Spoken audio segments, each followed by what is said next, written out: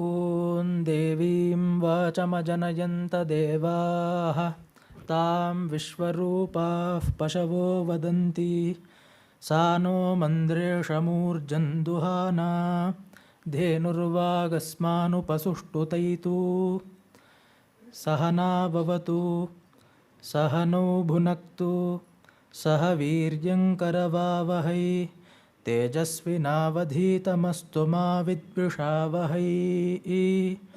ಓಂ ಶಾಂತಿ ಶಾಂತಿ ಶಾಂತಿ. ಸರ್ವೇಭ್ಯೋ ನಮಃ. ಇಂದು ಗೋಖಲೆ ಸಾರ್ವಜನಿಕ ವಿಚಾರ ಸಂಸ್ಥೆಯಲ್ಲಿ ಒಂದು ಉತ್ಸವದ ಅಂಗವಾಗಿ ಮತ್ತೊಂದು ಉತ್ಸವ ಏರ್ಪಟ್ಟಿದೆ. ನವರಾತ್ರ ಪರ್ವ ನಡೀತಾ ಇದೆ.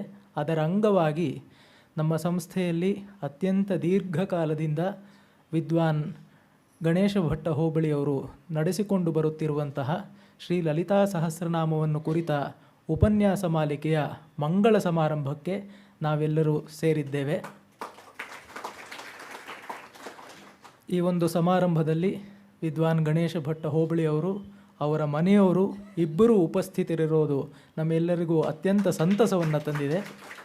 ಅವರಿಗೆ ಮೊದಲಿಗೆ ಎಲ್ಲ ಸಭಾಸದರ ಪರವಾಗಿ, ಸಂಸ್ಥೆಯ ಪರವಾಗಿ, ಪ್ರಾಯೋಜಕರ ಪರವಾಗಿ ಹೃತ್ಪೂರ್ವಕ ಸ್ವಾಗತವನ್ನು ಕೋರ್ತಾ ಇದ್ದೇನೆ. ಈ ಹೊತ್ತಿನ ಸಮಾರಂಭದಲ್ಲಿ ಅನೇಕ ಹಿರಿಯರು, ಗಣ್ಯರು ಉಪಸ್ಥಿತರಿದ್ದಾರೆ. ನಮಗೆಲ್ಲರಿಗೂ ಮಾರ್ಗದರ್ಶಕರು, ಸ್ಫೂರ್ತಿ ಕೇಂದ್ರರೂ ಆಗಿರುವಂತಹ ನಾಡೋಜ ಎಸ್.ಆರ್. ರಾಮಸ್ವಾಮಿಯವರು ಉಪಸ್ಥಿತರಿದ್ದಾರೆ. ಅವರಿಗೆ ಸ್ವಾಗತ. ನಮ್ಮ ಸಂಸ್ಥೆಯ ಕಾರ್ಯಕಾರಿ ಸಮಿತಿಯ ಸದಸ್ಯರು, ನಾಡಿನ ಹಿರಿಯ ಸಂಘಟಕರು, ಮಿಥಿಕ್ ಸೊಸೈಟಿಯ ಗೌರವ ಕಾರ್ಯದರ್ಶಿಗಳು ಆದ ಆದರಣೀಯ ವೆಂ ನಾಗರಾಜ್ ಅವರು ಉಪಸ್ಥಿತರಿದ್ದಾರೆ. ಅವರಿಗೆ ಸ್ವಾಗತ. ಮತ್ತು ನಾಡಿನ ಅನೇಕ ಸಮಾಜಪರ ಚಟುವಟಿಕೆಗಳಿಗೆ ಬೆನ್ನೆಲುಬಾಗಿ ಹಲವು ವರ್ಷಗಳಿಂದ ನಿಂತು ಉದಾರವಾದ ವದಾನ್ಯ ದಾನಿಗಳು ಅನ್ನಿಸಿಕೊಂಡಿರುವಂತಹ ಆದರಣೀಯ ಪತ್ತಿ ಪಾಂಡುರಂಗ ಅವರು ಬಂದಿದ್ದಾರೆ. ಅವರಿಗೆ ಸ್ವಾಗತ. ಸಭೆಯಲ್ಲಿ ಇನ್ನೂ ಅನೇಕ ಗಣ್ಯರು ಉಪಸ್ಥಿತರಿದ್ದೀರಿ. ಎಲ್ಲರಿಗೂ ನಮೋ ವಾಕಂ ಪ್ರಶಾಸ್ಮಹೆ ಅಂತ ಸ್ವಾಗತವನ್ನು ಕೋರ್ತಾ ಇದ್ದೇನೆ. ಈ ಒಂದು ಕಾರ್ಯಕ್ರಮ ಅನೇಕ ಕಾರಣಗಳಿಂದ ವಿಶಿಷ್ಟ ಅಂತ ಅನ್ನಿಸಿದೆ. ಅದು ಅಂತ ಹೇಳಿದ್ರೆ, ಈ ಒಂದು ದೀರ್ಘ ಪ್ರವಚನ ಮಾಲೆಯಲ್ಲಿ ಒಂದೆರಡು ಅಂಕಿಅಂಶಗಳನ್ನೇ ಹೇಳಿದ್ರೆ ತಮಗೆಲ್ಲರಿಗೂ ಮನದಟ್ಟಾಗಬಹುದು. 19/2/2017 ಅಲ್ಲಿಂದ ಈ ಹೊತ್ತು 30/9/2022 ಇಷ್ಟು ದೀರ್ಘ ಅವಧಿಯಲ್ಲಿ ಮಧ್ಯ ಒಂದು ವರ್ಷ ಕೋವಿಡ್ ಅದರ ಅಡಚಣೆಯನ್ನು ಬಿಟ್ಟರೆ ಅನುಸ್ಯೂತವಾಗಿ ಕಾರ್ಯಕ್ರಮ ನಡೆದುಕೊಂಡು ಬಂದಿದೆ. ಇದೊಂದು ಯಜ್ಞವೇ ಅಂತ ಹೇಳಬೇಕು. ಮತ್ತು ಇದಿಷ್ಟು ದೀರ್ಘಕಾಲದ ಒಂದು ಪ್ರವಚನ ಸರಣಿ ಈ ಹೊತ್ತು ಲಲಿತಾ ಪಂಚಮಿ ಎಂದು ಮಂಗಳವನ್ನು ಕಾಣ್ತಾ ಇರೋದು ಅದೊಂದು ವಿಶೇಷ ಯೋಗ. ದೈವ ಸಂಕಲ್ಪ ಇಲ್ಲದಿದ್ದರೆ ಈ ರೀತಿಯ ಸಂದರ್ಭಗಳು ಘಟಿಸೋದಿಲ್ಲ. ಅದಕ್ಕಾಗಿ ಆ ದೈವಕ್ಕೆ ನಾವೆಲ್ಲರೂ ಕೃತಜ್ಞರಾಗಿರಬೇಕು. ಇಲ್ಲಿ ಒಟ್ಟು 260 ಗಂಟೆಗಳಲ್ಲಿ ನಮ್ಮ ಈ ಪ್ರವಚನಗಳು ನಡೆದಿವೆ. 206 ಅಧಿವೇಶನಗಳಲ್ಲಿ ಅಥವಾ ತರಗತಿಗಳಲ್ಲಿ ಈ ಉಪನ್ಯಾಸ ಮಾಲಿಕೆ ಏರ್ಪಟ್ಟಿದೆ. ಹೀಗೆ ಅನೇಕ ಕಾರಣಗಳಿಂದ ವಿಶಿಷ್ಟವಾಗಿರುವಂಥದ್ದು ಈ ಉಪನ್ಯಾಸ ಮಾಲಿಕೆ. ಪ್ರಾರಂಭದಲ್ಲಿ ನಾಡೋಜ ಎಸ್.ಆರ್. ರಾಮಸ್ವಾಮಿಗಳು ಶುಭಾಶಂಸನವನ್ನು ಕೋರಬೇಕು ಅಂತ ಪ್ರಾರ್ಥನೆ.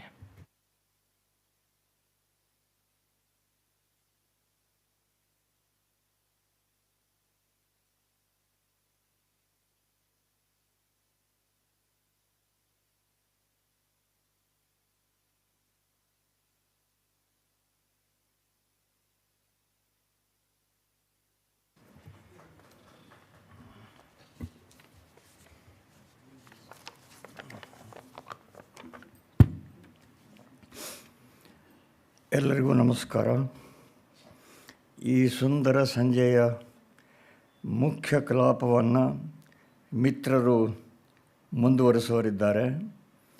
ಸಾಮಾನ್ಯ ಕಾರ್ಯದರ್ಶಿಗಳ ಆದೇಶದಂತೆ ಈ ಕಾರ್ಯಕ್ರಮದ ಕೇಂದ್ರ ಬಿಂದುವಾದ ಅಧ್ಯಾತ್ಮ ಚಿಂತಕ ವಿದ್ವಾನ್ ಗಣೇಶ ಭಟ್ಟ ಹೋಬಳಿ ಅವರಿಗೆ ನನ್ನ ಗೌರವವನ್ನು ಸೂಚಿಸಿ ಈ ಮಹಾಯಜ್ಞದಲ್ಲಿ ಭಾಗಿಗಳಾದ ತಮ್ಮೆಲ್ಲರಿಗೂ ನನ್ನ ಶುಭಾಶಯ ತಿಳಿಸುವ ಕರ್ತವ್ಯದ ಸಲುವಾಗಿ ಮಾತ್ರ ನಾನು ಇಲ್ಲಿ ನಿಂತಿದ್ದೇನೆ. ಈ ಅಪೂರ್ವವಾದ ಸಂತೋಷವನ್ನು ಹಂಚಿಕೊಳ್ಳೋದು ಸಾಧ್ಯವಾಗಿರುವುದಕ್ಕಾಗಿ ಭಗವಂತನಿಗೆ, ಮಾತೆ ಲಲಿತಾಂಬೆಗೆ ಶತಶತ ಪ್ರಣಾಮಗಳನ್ನು ಸಲ್ಲಿಸ್ತಾ ಇದ್ದೇನೆ. ಇದೊಂದು ಅಪೂರ್ವ ಸಂತೋಷ ಅಂತ ಹೇಳಿದೆ. ಅದರಲ್ಲಿ ಉತ್ಪ್ರೇಕ್ಷೆ ಸ್ವಲ್ಪವೂ ಇಲ್ಲ. ನಮ್ಮ ಸಂಸ್ಕೃತಿಯ ಒಂದು ಪ್ರಮುಖ ಆಧಾರ ಸ್ತಂಭವಾದ ಒಂದು ವಾಂಗ್ಮಯದ ತಲಸ್ಪರ್ಶಿ ಅಧ್ಯಯನ, ವ್ಯಾಖ್ಯಾನ, ಸಹಚಿಂತನ 5.5 ವರ್ಷಗಳಷ್ಟು ದೀರ್ಘಕಾಲ 40ರಷ್ಟು ಸರಣಿಗಳಲ್ಲಿ ನಡೆದು ಈಗ ಮಹಾಮಂಗಲ ಆಚರಿಸ್ತಾ ಇದ್ದೀವಿ ಅಂದರೆ ಇದು ಸಾಮಾನ್ಯ ಸಂಗತಿ ಅಲ್ಲ. ಒಂದು ಕಡೆ ವಿದ್ವಾನ್ ಗಣೇಶ ಭಟ್ ಹೋಬಳಿಯವರ ಅಪರಿಮಿತ ಪರಿಶ್ರಮ ಮತ್ತು ಚಿಂತನ ಮಂಥನ ಶ್ರದ್ಧೆ, ಇನ್ನೊಂದು ಕಡೆ ನನ್ನೆದುರಿಗಿರುವ ತಮ್ಮೆಲ್ಲರ ಉತ್ಸಾಹ ಸಾತತ್ಯ, ಇವುಗಳ ಮಣಿಕಾಂಚನ ಸಂಯೋಗ ಈ ಮಹಾಸತ್ರವನ್ನು ಆಗಮಾಡಿಸಿದೆ. ವಿದ್ವಾನ್ ಗಣೇಶ ಭಟ್ ಹೋಬಳಿಯವರ ಪಾಂಡಿತ್ಯ, ಶಾಸ್ತ್ರಾಧಿಕಾರ, ಬೋಧನ ಕೌಶಲ ಇದನ್ನು ಕುರಿತು ನಾನು ಹೆಚ್ಚು ಹೇಳಬೇಕಾದ ಅವಶ್ಯಕತೆಯೇ ಇಲ್ಲ. ಅದಕ್ಕೆ ತಾವೇ ಎಲ್ಲರೂ ಸಾಕ್ಷಿಗಳಾಗಿದ್ದೀರಿ. ಅಂಜಲಿ ಪರಮಮುದ್ರಾ ಅನ್ನುವ ಉಕ್ತಿಯಂತೆ ಅವರಿಗೆ ನನ್ನ ಪ್ರಾಂಜಲ ಪ್ರಣಾಮಗಳನ್ನು ಸಲ್ಲಿಸ್ತಾ ಇದ್ದೇನೆ. ಈ ಯಜ್ಞವನ್ನು ಅವರಿಂದ ಮಾಡಿಸೋದರಲ್ಲಿ ವರ್ಷಗಳುದ್ದಕ್ಕೂ ಅವರಿಗೆ ಸಹಕಾರ ನೀಡುತ್ತಾ ಬಂದಿರುವ ಗಣೇಶ ಭಟ್ಟರ ಕುಟುಂಬ ಪರಿವಾರ ಸದಸ್ಯರಿಗೂ ನಾನು ವಂದನೆ ಸಲ್ಲಿಸಲೇಬೇಕಾಗಿದೆ. ಅವರೆಲ್ಲರಿಗೂ ಭಗವದ್ ಅನುಗ್ರಹ ಸದಾ ನೆರೆದು ಬರ್ತಾ ಇರಲಿ ಅಂತ ತಮ್ಮೆಲ್ಲರ ಪರವಾಗಿ ಪ್ರಾರ್ಥನೆ ಮಾಡ್ತಾ ಇದ್ದೇನೆ. ಈ ವೇದಿಕೆಯ ಮೂಲಕ ವಿದ್ವಾನ್ ಗಣೇಶ ಭಟ್ಟರ ಕೈಂಕರ್ಯ ಹತ್ತಿರ 20 ವರ್ಷಗಳಿಂದ ನಡೆದಿದೆ. ಇದಕ್ಕೆ ಸ್ವಲ್ಪ ಹಿನ್ನೆಲೆ ಇದೆ. ನಮ್ಮಲ್ಲಿ ಜನಪ್ರಿಯ ಅಂತ ಸಾಮಾನ್ಯವಾಗಿ ಕರೆಯುವ ಬಗೆಬಗೆಯ ಕಾರ್ಯಕ್ರಮಗಳು ದೈವಕೃಪೆಯಿಂದ ನಿರಂತರವಾಗಿ ದಶಕಗಳುದ್ದಕ್ಕೂ ನಡೀತಾ ಬಂದಿವೆ. ಆದರೂ ಆಸ್ತಿಕ ಬಂಧುಗಳಿಗೆ ತುಂಬ ಉಪಯುಕ್ತಗಳಾದ ಆಧ್ಯಾತ್ಮಿಕ ಧಾರ್ಮಿಕ ಗ್ರಂಥಗಳ ಶಾಸ್ತ್ರೀಯ ಪರಿಷ್ಕಾರದ ಭಿತ್ತಿಯಲ್ಲಿನ ವ್ಯಾಖ್ಯಾನ ಅದು ಕೂಡ ಇಲ್ಲಿ ನಡೀಬೇಕು ಅನ್ನುವ ಆಕಾಂಕ್ಷೆ ಗೋಖಲೆ ಸಂಸ್ಥೆಯ ಪದಾಧಿಕಾರಿಗಳ ಮನಸ್ಸಿನ ಮೂಲೆಯಲ್ಲಿ ಅವಿತಿತ್ತು. ಆ ಇಚ್ಛೆಯ ಪೂರೈಕೆಗಾಗಿ ಹೇಳಿ ಮಾಡಿಸದಂತೆ ಇರುವ ವಿದ್ವಾನ್ ಗಣೇಶ ಭಟ್ ಹೋಬಳಿ ಅವರು ಈಶ್ವರ ಕೃಪೆಯಿಂದ ನಮಗೆ ಒದಗಿ ಬಂದರು. ಅವರ ಪಾಂಡಿತ್ಯದ ಆಳ, ಪ್ರತಿಪಾದನಾ ಕೌಶಲ ಇವು ನಮಗೆಲ್ಲ ಅನುಭವವೇ ಆಗಿವೆ. ಆರಂಭದಲ್ಲಿ ಭಜಗೋವಿಂದಂ ಮೊದಲಾದ ಮಹತ್ವದವಾದರೂ ಗಾತ್ರದಲ್ಲಿ ಸಣ್ಣವಾದ ಕೆಲವು ಕೃತಿಗಳನ್ನು ಆಯ್ದುಕೊಂಡದ್ದಾಯಿತು. ಇಂತಹ ಶಾಸ್ತ್ರೀಯ ಕ್ರಮದ ಪ್ರವಚನಗಳು ಸಾಮಾನ್ಯ ಜನರಿಗೆ ಹಿಡಿಸಿಯಾವೆ ಅನ್ನುವ ಸ್ವಲ್ಪ ಅಳಕು ನಮಗೆ ಆರಂಭದಲ್ಲಿ ಇತ್ತು. ಆದರೆ ಆ ಶಂಕೆ ಅತ್ಯಲ್ಪ ಕಾಲದಲ್ಲಿ ದೂರ ಆಯಿತು. ನಮಗೆ ಈ ಕ್ರಮದ ಪ್ರವಚನಗಳೇ ಬೇಕು ಅಂತ ಡಿಮಾಂಡ್ ಮಾಡುವ 100 ಜನ ಶ್ರೋತೃಗಳು ತಯಾರಾದರು. ನಮಗೆ ಧೈರ್ಯ ಬಂತು.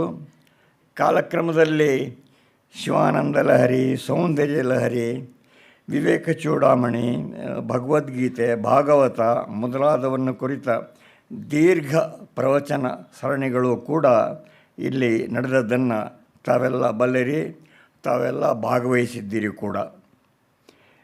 ನಮ್ಮ ಸಂಸ್ಥೆಗೆ ಬೆನ್ನೆಲುಬಿನ ಹಾಗಿರುವವರು ಗಣೇಶ ಭಟ್ಟರ ಕಾಯಂ ಶ್ರೋತೃಗಳು ಆದ ಸಾಮಾನ್ಯ ಪತ್ತಿ ಪಾಂಡುರಂಗ ವೃದ್ಧಾಪ್ಯದ ಕ್ಲೇಶಗಳನ್ನು ಮರೆತು ಈ ಸಮಾರಂಭಕ್ಕೋಸ್ಕರ ವಿಶೇಷವಾಗಿ ಬಂದಿದ್ದಾರೆ. ಅವರಿಗೆ ನಮನಗಳನ್ನು ಸಲ್ಲಿಸ್ತಾ ಇದ್ದೇನೆ.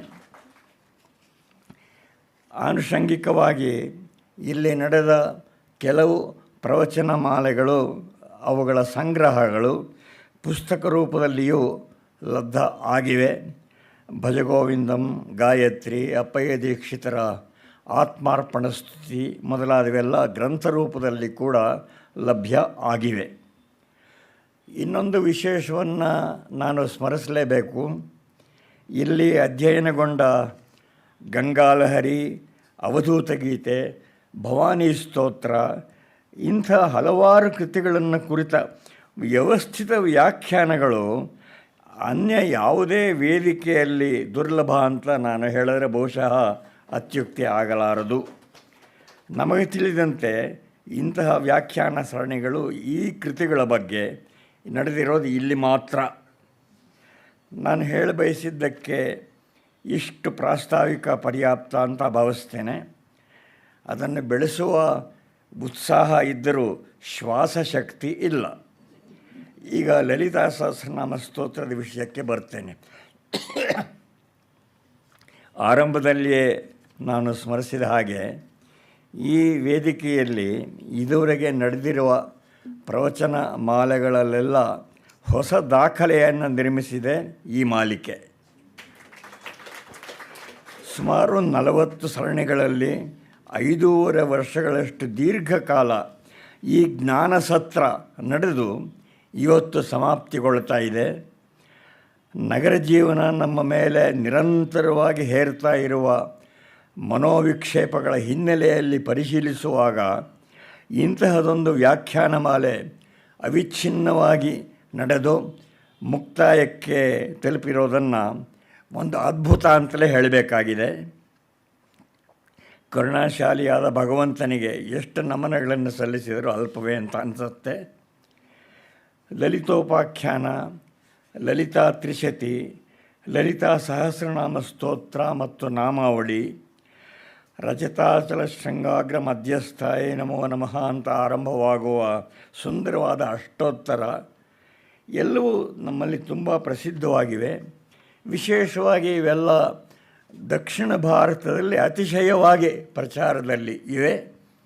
ಅವುಗಳ ಪೈಕಿ ಲಲಿತಾ ಸಹಸ್ರನಾಮವನ್ನು ವಿದ್ವಾನ್ ಗಣೇಶ ಭಟ್ಟರು ನಮಗೆ ವಿಸ್ತೃತವಾಗಿ ಪರಿಚಯ ಮಾಡಿಕೊಟ್ಟಿದ್ದಾರೆ. ಪಾರಾಯಣ ಗ್ರಂಥವಾಗಿ ಲಲಿತೋಪಾಖ್ಯಾನ, ಅರ್ಚನೆಯ ಸಾಧನವಾಗಿ ಲಲಿತಾ ಸಹಸ್ರನಾಮ ಇಲ್ಲಿ ಸೇರಿರುವ ಅನೇಕರಿಗೆ ಪರಿಚಿತವೇ ಆಗಿವೆ. ಇಲ್ಲಿ ಬರುವ ದೇವಿಯ ವರ್ಣನೆಗಳು ಎಷ್ಟು ಸುಂದರವಾಗಿವೆ, ಅರ್ಥಗರ್ಭಿತವಾಗಿವೆ ಅಂದರೆ ಅರ್ಚನೆಯೇ ಭಕ್ತರ ಪಾಲಿಗೆ ಮಹಾಫಲ ಅಂತ ಅನ್ನಿಸ್ಬಿಟ್ಟಿದೆ. ಸಾಮಾನ್ಯವಾಗಿ ಶ್ರೀಚಕ್ರದ ಪೂಜನದ ಒಡಗೂಡಿಯೇ ಸಹಸ್ರನಾಮಾರ್ಚನೆ ನಡೆಯುತ್ತವೆ. ಅಲ್ಲಿ ಶ್ರೀಚಕ್ರನ ತಾವೆಲ್ಲ ತಮ್ಮ ಎದುರಿಗೆ ನೋಡ್ತಾ ಇದ್ದೀರಿ. ಆದರೆ ಅನೇಕ ನಾಮಗಳ ಅರ್ಥ ಸಾಮಾನ್ಯರಿಗೆ ಸುಲಭವಾಗಿ ಗೋಚರಿಸೋದಿಲ್ಲ ಅಂತ ಹೇಳಬೇಕಾಗಿದೆ. ಏಕೆಂದರೆ ಅರ್ಥಗ್ರಹಣಕ್ಕೆ ತಂತ್ರಶಾಸ್ತ್ರದ, ಅದರಲ್ಲಿಯೂ ಶ್ರೀವಿದ್ಯೆಯ ಹಿನ್ನೆಲೆಯ ಪರಿಜ್ಞಾನ ಬೇಕಾಗತ್ತೆ, ಅನಿವಾರ್ಯವಾಗತ್ತೆ. ಆ ದುರ್ಗಮವಾದ ಮಂತ್ರಶಾಸ್ತ್ರ ಪಥದಲ್ಲಿ ನಮ್ಮನ್ನು ಕೈ ಹಿಡಿದು ನಡೆಸಿದ್ದಾರೆ ವಿದ್ವಾನ್ ಗಣೇಶ ಭಟ್ ಹೋಬಳಿಯವರು. ಇದೇ ಒಂದು ವಿಶಾಲವಾದ ಪ್ರಪಂಚ. ಅನುಸಂಧಾನದಲ್ಲಿ ನೆರವಿಗೆ ಹಲವು ವ್ಯಾಖ್ಯಾನಗಳೇನೋ ಇವೆ. ಅವುಗಳಲ್ಲಿ ಅತ್ಯಂತ ಪ್ರಸಿದ್ಧವಾಗಿರೋದು 17ನೇ ಶತಮಾನದಲ್ಲಿ ವಾರಾಣಸಿ ನಿವಾಸಿಯಾಗಿದ್ದ ಭಾಸ್ಕರ ರಾಯಮಖಿ ಎಂಬಾತ ಬರೆದ ಸೌಭಾಗ್ಯ ಭಾಸ್ಕರ ಅನ್ನುವ ವ್ಯಾಖ್ಯಾನ. ಇದು ಮತ್ತು ಆತನೇ ಬರೆದ ವರಿವಸ್ಯ ರಹಸ್ಯ ಮತ್ತು ಸೇತುಬಂಧ ಇವು ಶ್ರೀವಿದ್ಯೆಯ ಪ್ರಸ್ಥಾನತ್ರಯ ಅಂತಲೇ ವಿದ್ವದ್ವರ್ಗದಲ್ಲಿ ಪರಿಗಣನೆ ಇದೆ. ಇಂತಹ 10 ಪ್ರಬೋಧಕ ಪರಿಕರಗಳೊಡನೆ ವಿದ್ವಾನ್ ಗಣೇಶ ಭಟ್ ಹೋಬಳಿಯವರು ನಮಗೆಲ್ಲ ಅವಿಸ್ಮರಣೀಯ ಮಾರ್ಗದರ್ಶನ ಮಾಡಿದ್ದಾರೆ. ದೈವಕೃಪೆ ಒದಗಿ ಬಂದರೆ ಈ ಅನುಪಮ ವ್ಯಾಖ್ಯಾನ ಸರಣಿಯ ಸಂಗ್ರಹ ಗ್ರಂಥರೂಪದಲ್ಲಿಯೂ ತಮಗೆಲ್ಲ ಲಭ್ಯವಾಗಲಿ ಅನ್ನುವ ಆಶಂಸನವನ್ನು ವ್ಯಕ್ತ ಮಾಡುತ್ತಾ ನಾನು ವಿರಮಿಸ್ತೇನೆ. ಎಲ್ಲರಿಗೂ ಶುಭ ಕೋರ್ತೇನೆ. ನಮಸ್ಕಾರ.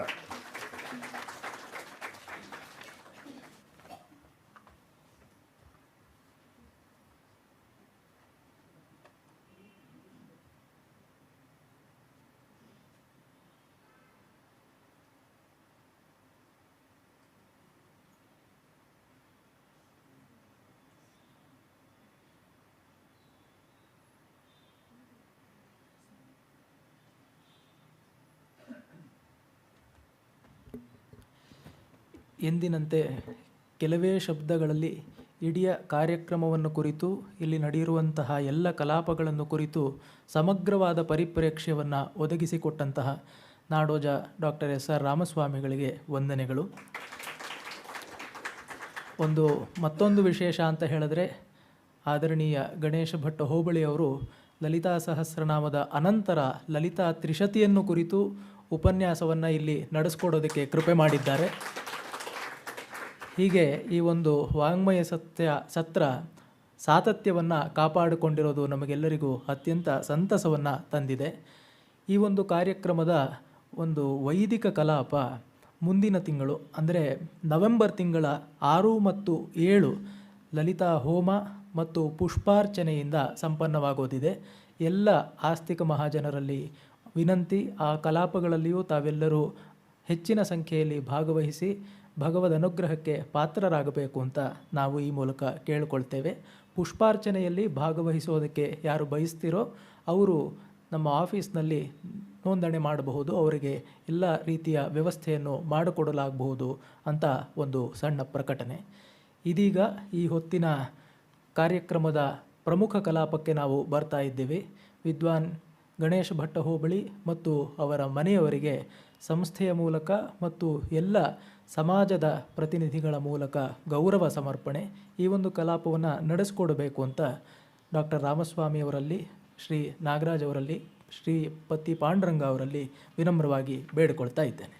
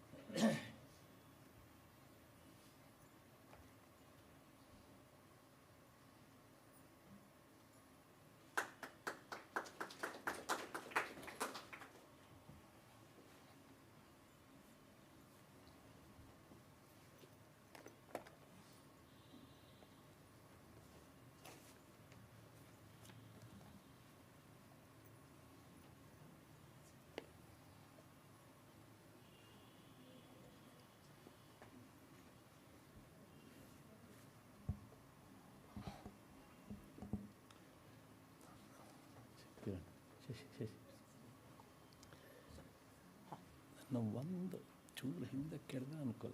ಟಾರ್ಚ್ ಬಿಟ್ಟಾಗ ಸಾಗುತ್ತೆ. ಹಾಂ ಹಾಂ ಚೂರು ಜಾಸ್ತಿ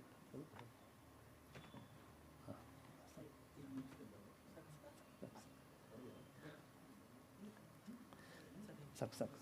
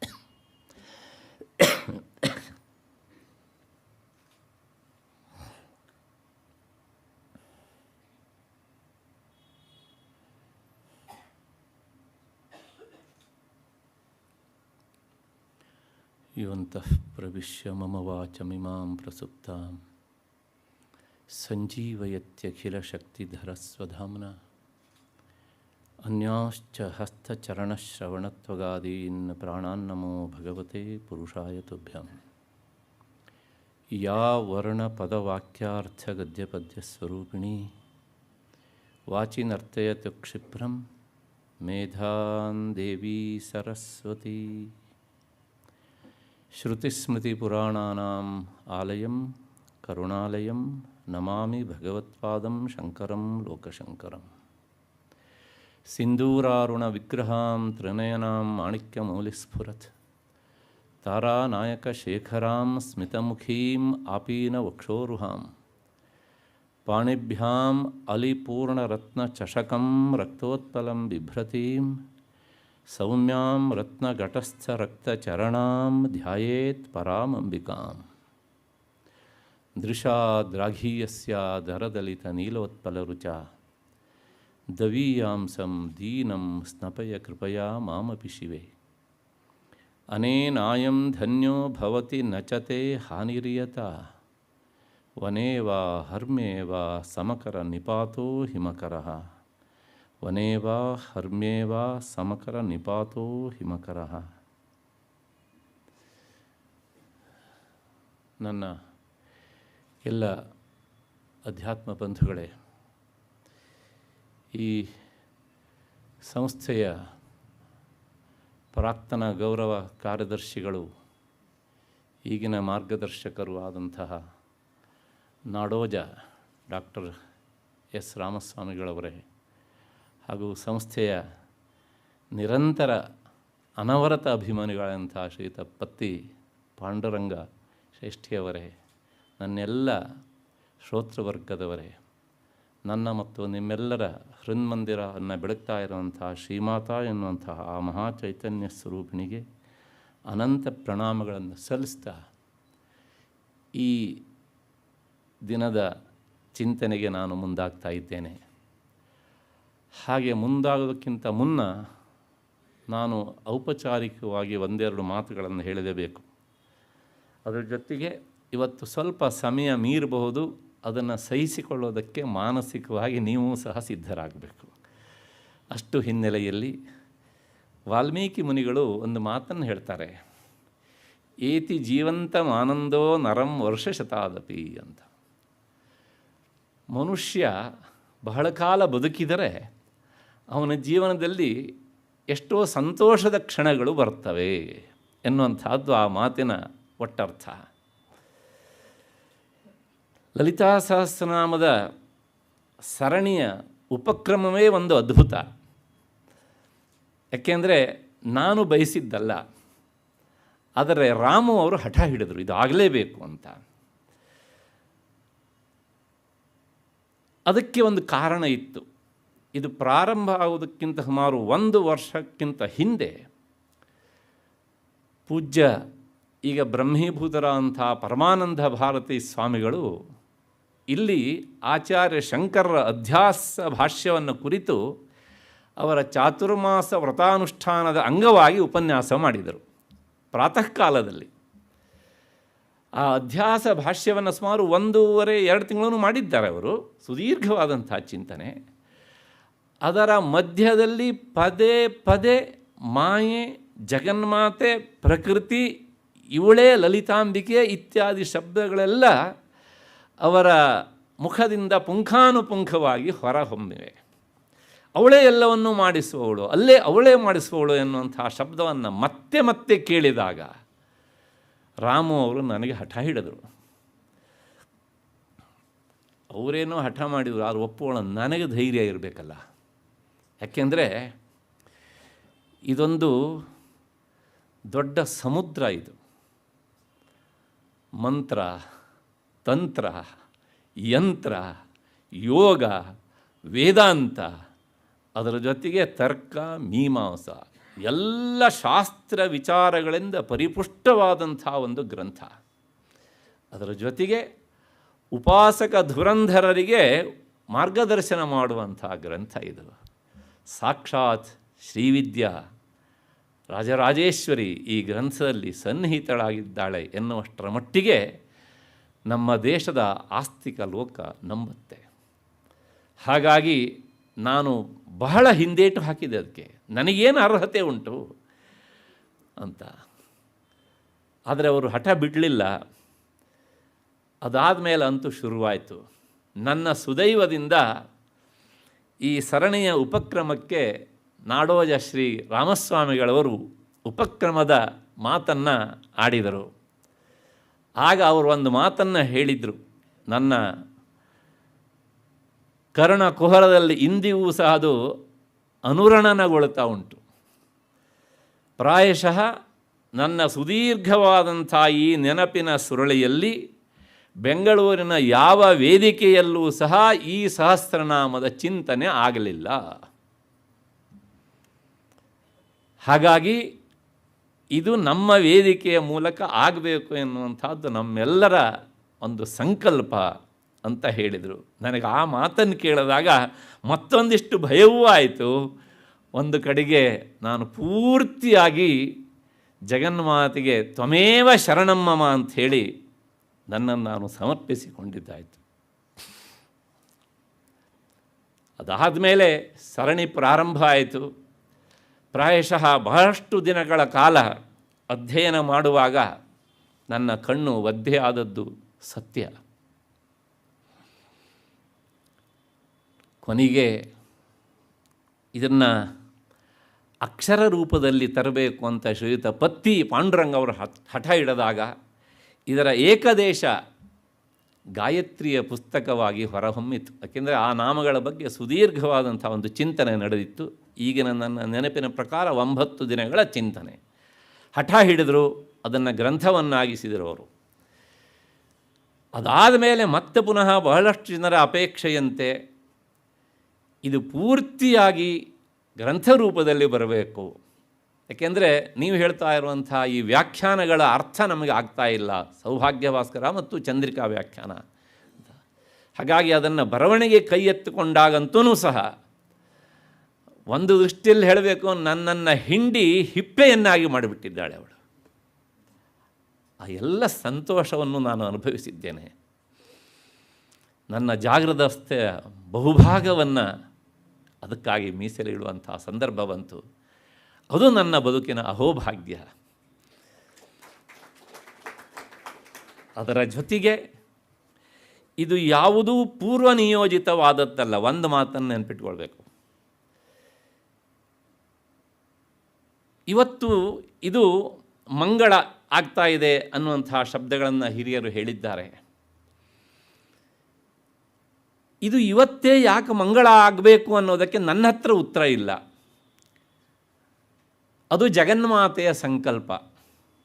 ದುರ್ಗಾ ಸಪ್ತಶತಿಯಲ್ಲಿ ಒಂದು ಮಾತು ಬರ್ತದೆ, ಶರತ್ಕಾಲೇ ಮಹಾಪೂಜಾ ಕ್ರಿಯತೆ ಯಾಚವಾರ್ಷಿಕಿ ತಸ್ಮಾನ್ ಮಮೈತನ್ ಮಾಮಹಾತ್ಮ್ಯಂ ಮಮ ಸನ್ನಿಧಿ ಕಾರಕಂ. ಮಾರ್ಕಂಡೇಯ ಪುರಾಣದ ಮಾತು ಇದು. ಈ ಶರತ್ಕಾಲ ಎನ್ನುವಂಥದ್ದು ಅವಳ ಆರಾಧನೆಗೆ ಅತ್ಯಂತ ಪ್ರಶಸ್ತವಾದಂಥದ್ದು. ಒಂದು ಅದರೊಳಗೂ ಸಹ ಅವಳ ಹೆಸರೇ ಪಂಚಮಿ ಅಂತ. ಲಲಿತಾ ಅನ್ನೋದು ಕೊನೆಯ ನಾಮ. ಹಾಗಾಗಿ ಇವತ್ತು ಲಲಿತಾ ಪಂಚಮಿಯೂ ಹೌದು. ಇವತ್ತೇ ಇದು ಆ ಉಪಾಂತ್ಯ ಘಟ್ಟಕ್ಕೆ ತಲುಪ್ತಾ ಇರುವಂಥದ್ದು ವಾಗ್ರೂಪದ ಮೂಲಕ. ಅದರ ಜೊತೆಗೆ ಅವಳೇ ವರ್ಣರೂಪಿಣಿ ಅಂತ, ಸರ್ವವರ್ಣ ಉಪಶೋಭಿತ ಅಂತ ನಾಮ ಉಂಟು ಅಲ್ಲಿ. ಅವಳೇ ಅಕ್ಷರ ರೂಪದಿಂದಲೂ ಸಹ ಕೊನೆಯ ನಾಮದ DTP ಕೆಲಸವೂ ಸಹ ಇವತ್ತೇ ಮುಗಿತಾ ಇದೆ. ಇದನ್ನೆಲ್ಲ ವಿಚಾರ ಮಾಡ್ತಾ ಹೋದಾಗ ಇದರ ಹಿಂದೆ ಯಾವುದೋ ಒಂದು ಕಾಣದ ಕೈ ಕೆಲಸ ಮಾಡ್ತಾ ಇದೆ ಅನ್ನೋದಷ್ಟು ಮಾತ್ರ ನಮಗೆ ವೇದ್ಯವಾಗತ್ತೆ.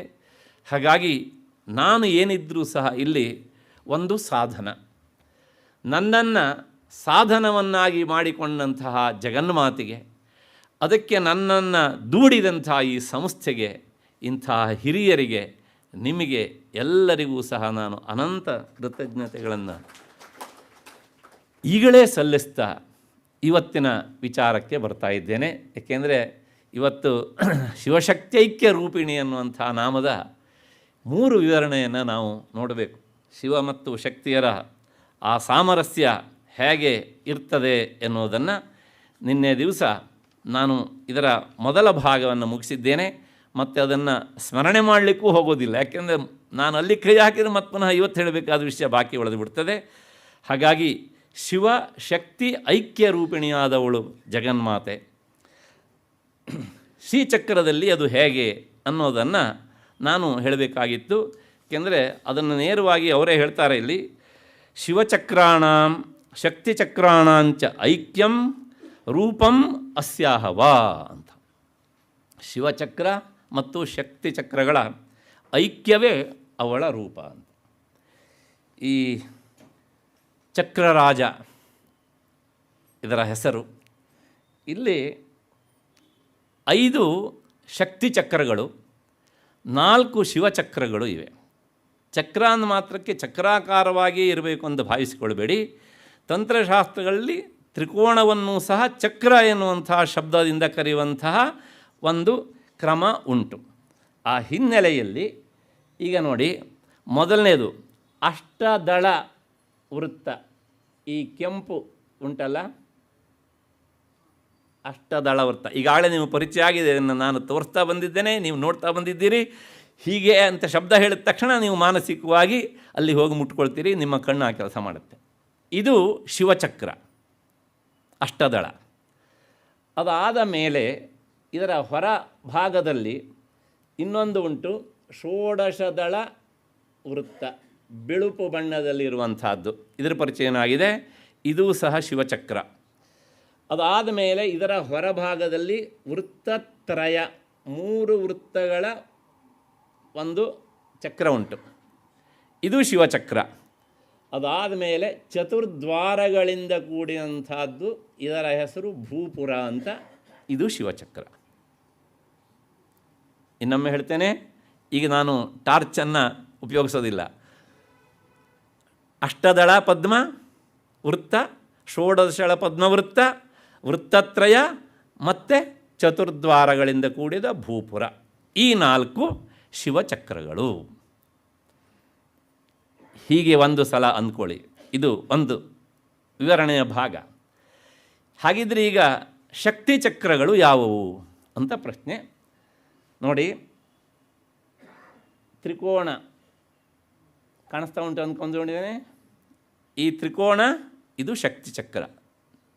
ತ್ರಿಕೋಣ ಅಧೋಮುಖವಾಗಿ ಉಂಟಲ್ಲ, ಇದು ಶಕ್ತಿ ಚಕ್ರ. ಇದಾದ ಮೇಲೆ ಇದರ ಹೊರಭಾಗದಲ್ಲಿ ಅಷ್ಟಾರ ಅಂದರೆ 8 ದಳಗಳಿಂದ ಕೂಡಿದಂಥ ತ್ರಿಕೋಣ ವೃತ್ತ, ಇದು ಶಕ್ತಿ ಚಕ್ರ. ಇದಾದ ಮೇಲೆ ಅಂತರ್ದಶಾರ, 10 ದಳಗಳಿಂದ ಕೂಡಿದಂಥ ತ್ರಿಕೋಣ ವೃತ್ತ, 3 ಆಯಿತು ಅಲ್ಲಿಗೆ.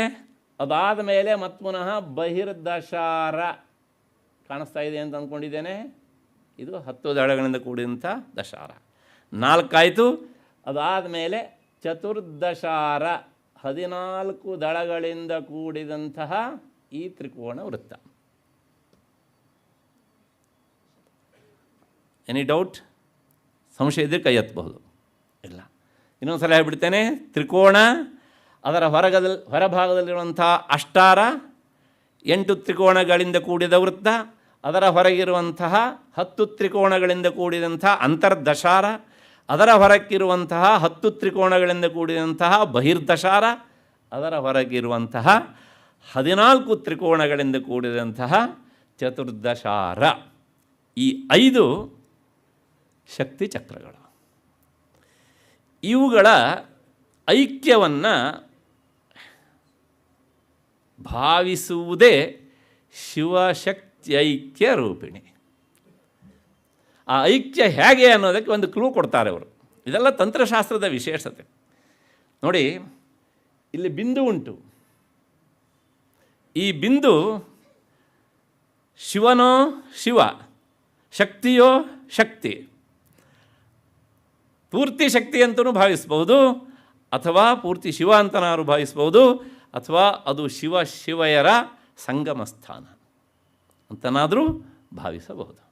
ಇಷ್ಟ ಆದ ಮೇಲೆ ಈಗ ಹೇಗೆ ಅಂದರೆ, ಈ ತ್ರಿಕೋಣದಲ್ಲಿ ಇಲ್ಲುಂಟು ನೋಡಿ, ತ್ರಿಕೋಣ ಬಿಂದುವನ್ನು ಸೇರಿಸಬೇಕು. ನಾವು ಸೇರಿಸಬೇಕದ್ದಲ್ಲ, ಸೇರಿಕೊಂಡು ಇದೆ. ಸೇರಿಸಬೇಕು ಅಂತ ಹಾಗಿದ್ರೆ ಯಾಕೆ ಹೇಳ್ತಾರೆ ಕೇಳಿದರೆ, ಅವ್ರು ಹೇಳ್ತಾರೆ ತ್ರಿಕೋಣೆ ಬೈಂದವಂ ಶ್ಲಿಷ್ಟಂ. ಬೈಂದವ ಅಂದರೆ ಬಿಂದು, ತ್ರಿಕೋಣದಲ್ಲಿ ಅದು ಸೇರಿಕೊಂಡು ಇದೆ. ಇದನ್ನು ಸ್ಪಷ್ಟವಾಗಿ ನಾನು ನಿಮಗೆ ಹೇಳ್ತಾ ಇದ್ದೇನೆ ಅಂತ ಹೇಳುತ್ತೆ ತಂತ್ರಶಾಸ್ತ್ರ.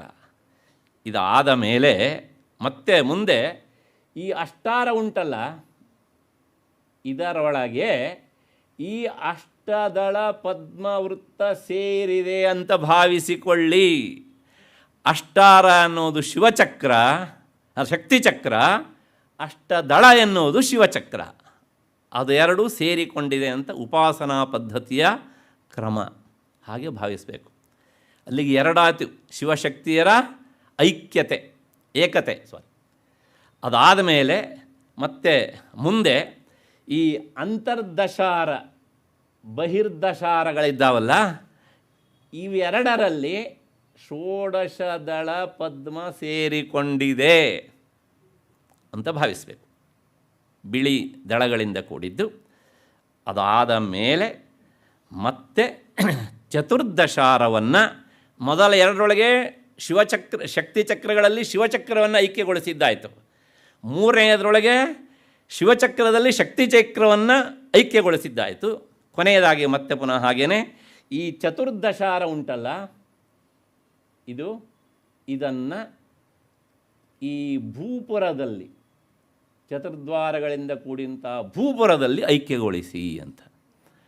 ನಿಮಗೊಂದು ಸಂಶಯ ಬರುತ್ತೆ. ಈಗ ಮಧ್ಯೆಯಲ್ಲಿ ವೃತ್ತತ್ರಯವನ್ನು ಯಾಕ್ರಿ ಜಂಪ್ ಮಾಡಿದ್ರಿ?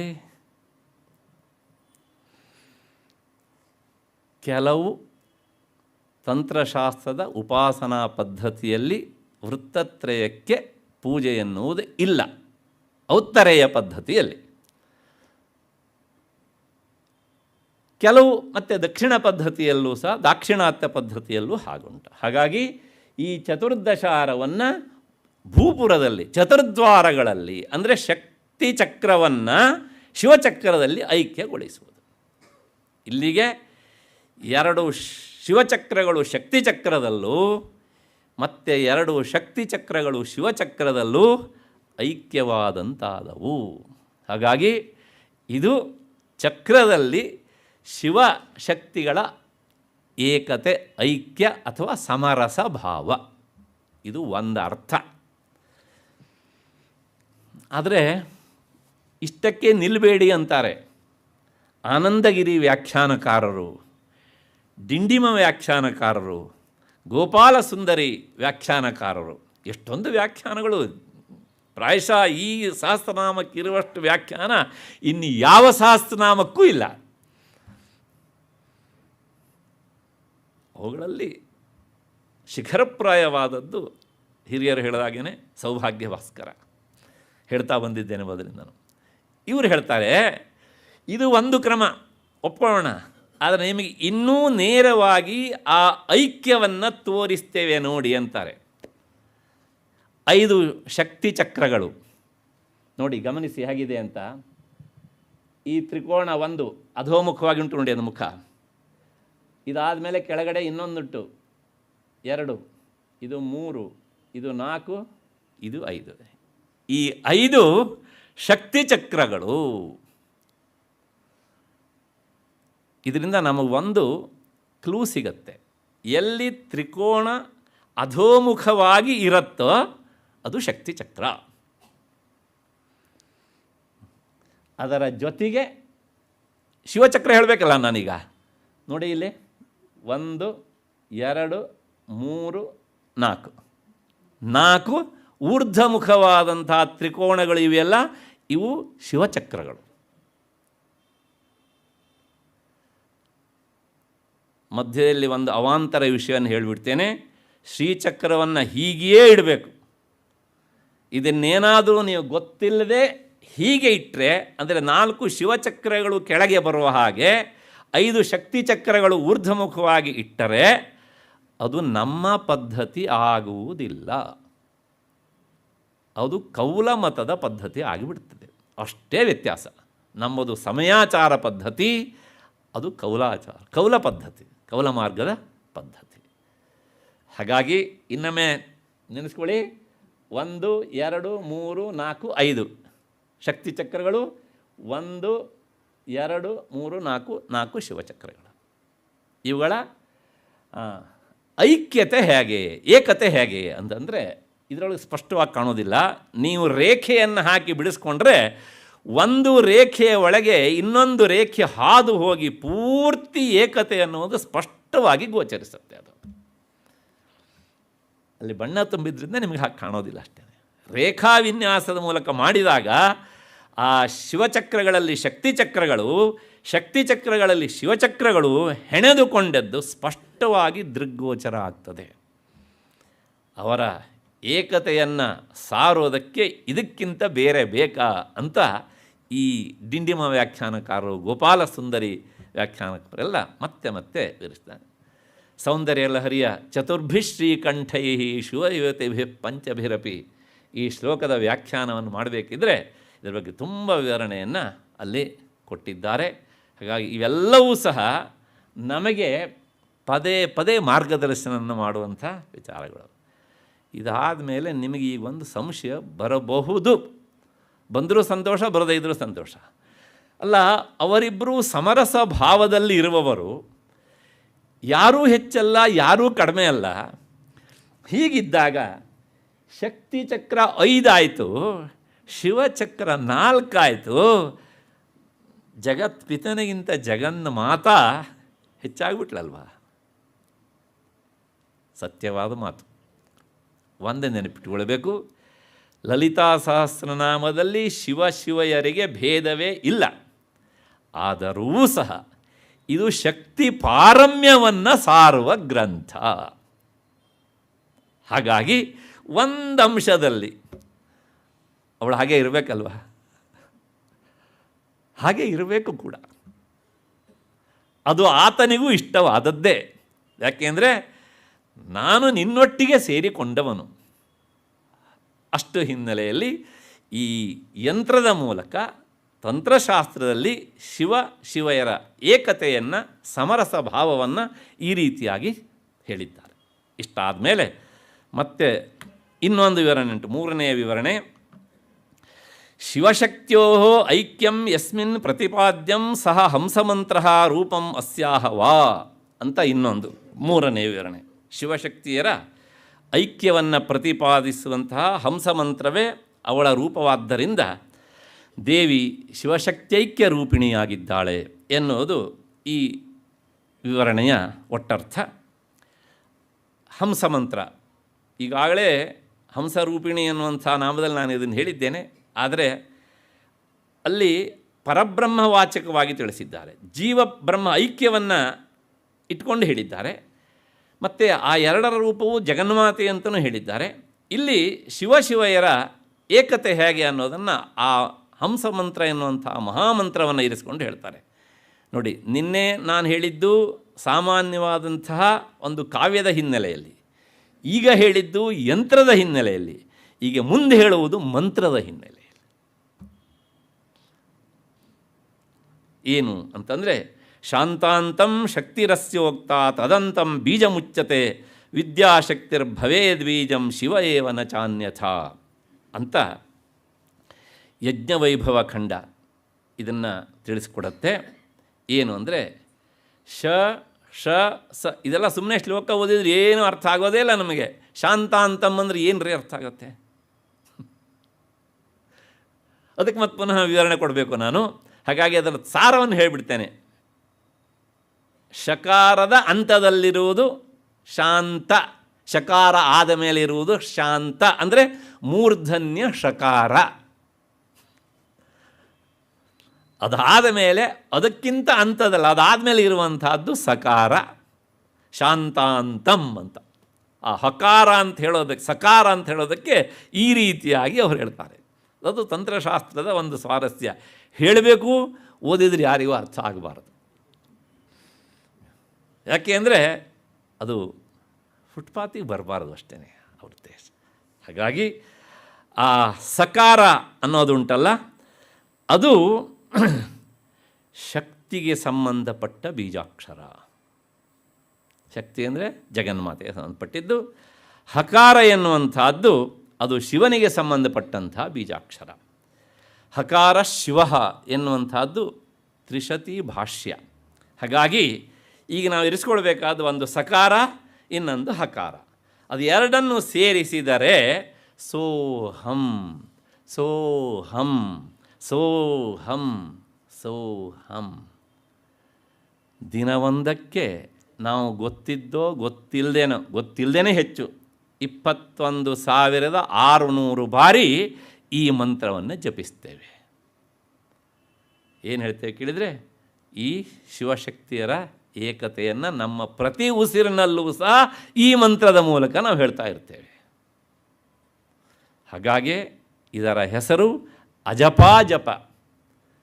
ಜಪಿಸದೇ ಇದ್ದರೂ, ಅಂದರೆ ಜಪಿಸುವ ಮನಸ್ಸು ಇಲ್ಲದೇ ಇದ್ರೂ ಅದು ಜಪ ಆಗತ್ತೆ. ಹಾಗಾಗಿ ಇದು ಅಜಪಾಜಪ. ನೋಡಿ, ಆ ಸೋಹಂ ಅನ್ನುವಂಥದ್ದು ಹೇಗೆ ಸೇರಿಕೊಳ್ಳುತ್ತೆ ಅಂತ. ಸಕಾರದಿಂದ ಶಕ್ತಿ ಅಂತ ಹೇಳಿದ್ದೇನೆ, ಹಕಾರದಿಂದ ಶಿವ.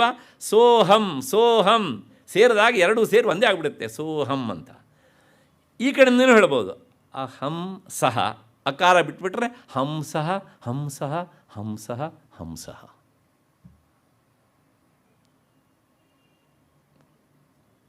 ಆ ಅಕ್ಷರಗಳ ಹೊಂದಾಣಿಕೆ ಹೇಗುಂಟು ಅಂತಂದರೆ ಹೀಗುಂಟು. ಯಾಕೆಂದರೆ ಅದು ಶಿವಶಕ್ತಿಯರ ಸಮರಸ ಭಾವವನ್ನು ಹೇಳುವಂತಹ ಮಂತ್ರ. ಈ ರೂಪದಲ್ಲಿ ಇರುವವಳಾದ್ದರಿಂದಲೂ ಸಹ ಆಕೆ ಶಿವಶಕ್ತ್ಯೈಕ್ಯ ರೂಪಿಣಿ ಅಂತ. ಇನ್ನು 4ನೇ ವಿವರಣೆ, ಶಿವಸ್ಯ ಶಕ್ತಯ ಧೂಮಾವತ್ಯಾದ್ಯಾ ಪಂಚ ತಾಸಾಂ ಐಕ್ಯಂ ಸಮಷ್ಟಿ ಏವ ರೂಪಂ. ಶಿವನ 5 ಶಕ್ತಿಗಳು ಇದ್ದಾವಂತೆ. ಅವುಗಳ ಹೆಸರು ಕ್ರಮವಾಗಿ ಧೂಮಾವತಿ, ಭಾಸವತಿ, ಸ್ಪಂದ, ವಿಭ್ವಿ ಮತ್ತು ಹ್ಲಾದ ಅಂತ. ಈ 5 ಶಿವನಲ್ಲಿರುವ ಶಕ್ತಿಗಳು. ಈ 5 ಶಕ್ತಿಗಳ ಸಮಷ್ಟಿ ರೂಪವೇ ಜಗನ್ಮಾತೆ ದೇವಿ. ಹಾಗಾಗಿ ಈ 5 ಶಕ್ತಿಗಳು ಯಾರಲ್ಲಿವೆ? ಶಿವನಲ್ಲಿವೆ. ಇವುಗಳ ಸಮಷ್ಟಿಯೇ ದೇವಿ ಅಂದರೆ ಆ ದೇವಿ ಯಾರಲ್ಲಿದ್ದಾಳೆ? ಶಿವನಲ್ಲೇ ಇದ್ದಾಳೆ. ಶಿವ ಯಾರನ್ನು ಬಿಟ್ಟಿಲ್ಲ? ದೇವಿಯನ್ನು ಬಿಟ್ಟು ಇಲ್ಲ. ಹಾಗಿದ್ರೆ ಈ ಶಕ್ತಿಗಳು ನಮಗೆ ಅನುಭವಕ್ಕೆ ಬರ್ತವ ಅಂತಂದರೆ ಖಂಡಿತವಾಗಿಯೂ ಸಹ ಅನುಭವಕ್ಕೆ ಬರ್ತವೆ. ನೋಡಿ ಹೇಗೆ ಅಂತಂದರೆ, ಮೊದಲನೇದು ನಾನು ಹೇಳಿದ್ದೇನೆ ಧೂಮಾವತಿ ಅಂತ. ಈ ಧೂಮಾವತಿ ಅನ್ನುವಂತಹ ಶಕ್ತಿ ಭೂಮಿಯಲ್ಲಿ ಇದೆ. ಧೂಮ ಅಂದರೆ ಹೊಗೆ, ಹೊಗೆಯ ರೂಪದಲ್ಲಿ. ಹೊಗೆ ನಮ್ಮ ಕಣ್ಣಿಗೆ ಕವಿದಾಗ, ಹಾಗಾಗಿ ಇದನ್ನು ಆವರಣ ರೂಪವಾದ ಶಕ್ತಿ ಅಂತ ಕರೀತಾರೆ. ನಮ್ಮ ಜ್ಞಾನವನ್ನು ಮರೆಮಾಚುವ ರೂಪದಲ್ಲಿ ಇರುವವಳು ಧೂಮಾವತಿ. ಅದು ಎಲ್ಲಂತೆ ಕೇಳಿದರೆ ಭೂಮಿಯಲ್ಲೇ ನಮಗೇನೆ ಈ ಆವರಣ ಬಂದು ವಕ್ರಿಸೋದು. ಅದಾದಮೇಲೆ ಹ್ಲಾದಿನಿ ಅಂತ. ಹ್ಲಾದ ಅಂದರೆ ಸಂತೋಷ. ಅದು ಎಲ್ಲುಂಟು ಅಂದರೆ ನೀರಿನಲ್ಲುಂಟಂತೆ ಆ ಶಕ್ತಿ. ಬೇಸಿಗೆಗಾಲ ಆಚೆ ಹೋಗ್ತೀರಿ, ಬಸವಳೆದು ಮನೆಗೆ ಬರ್ತೀರಿ, ಮನೆಗೆ ಬಂದು ಒಂದು ಗ್ಲಾಸ್ ನೀರು ಕುಡಿತೀರಿ, ಆಹಾ ಸಂತೋಷ ಆಯಿತು ಅಂತ ಆಹ್ಲಾದವನ್ನು ವ್ಯಕ್ತಪಡಿಸ್ತೀರಿ. ನೀರಿನಲ್ಲಿರುವಂಥದ್ದು ಹ್ಲಾದ ಶಕ್ತಿ. ಅದಾದಮೇಲೆ ಅಗ್ನಿಯಲ್ಲಿರುವುದು ಭಾಸ್ವತಿ, ಪ್ರಕಾಶ ರೂಪವಾದಂಥದ್ದು. ಸಹಜವಾಗಿ ಬೆಂಕಿ ಪ್ರಕಾಶ ರೂಪವಾದಂಥದ್ದು. ಅದಾದಮೇಲೆ ವಾಯುವಿನಲ್ಲಿ ಇರುವಂತಹದ್ದು ಸ್ಪಂದಶಕ್ತಿ, ಕಂಪನ ರೂಪದ್ದು. ಇದೆಲ್ಲ ನಮಗೆ ಅನುಭವಕ್ಕೆ ಬರುತ್ತೆ. ಆಕಾಶದಲ್ಲಿರುವಂತಹದ್ದು ವಿಭುವಾದಂಥ ಶಕ್ತಿ. ಹಾಗಾಗಿ ಆಕಾಶ ಇಲ್ಲದೇ ಇರುವ ಸ್ಥಳವೇ ಇಲ್ಲ. ಅಷ್ಟು ಹಿನ್ನೆಲೆಯಲ್ಲಿ ಆ 5 ಶಕ್ತಿಗಳು ಹೀಗಿವೆ, ಪಂಚಭೂತಗಳಲ್ಲಿ ಸೇರಿಕೊಂಡಿವೆ. ಅವು ಈ 5 ಶಕ್ತಿಗಳ ಸಮಷ್ಟಿಯೇ ಜಗನ್ಮಾತಾ, ಶಕ್ತಿ, ಪರಾಶಕ್ತಿ, ಪ್ರಕೃತಿ, ಮೂಲ ಪ್ರಕೃತಿ, ಲಲಿತಾಂಬ. ಯಾವ ಶಬ್ದದಿಂದ ಅವರು ಕರೀ 1000 ನಾಮಗಳಲ್ಲಿ ಆ ಸಮಷ್ಟಿ ರೂಪದಿಂದ ಅವಳು ಎಲ್ಲಿದ್ದಾಳೆ? ಶಿವನಲ್ಲಿ ಇದ್ದಾಳೆ. ಆದ್ದರಿಂದ ಶಿವಶಕ್ತ್ಯೈಕ್ಯ ರೂಪಿಣಿ. ಇಲ್ಲಿಗೆ ಸೌಭಾಗ್ಯ ಭಾಸ್ಕರದ ವಿವರಣೆ ಮುಗಿತು.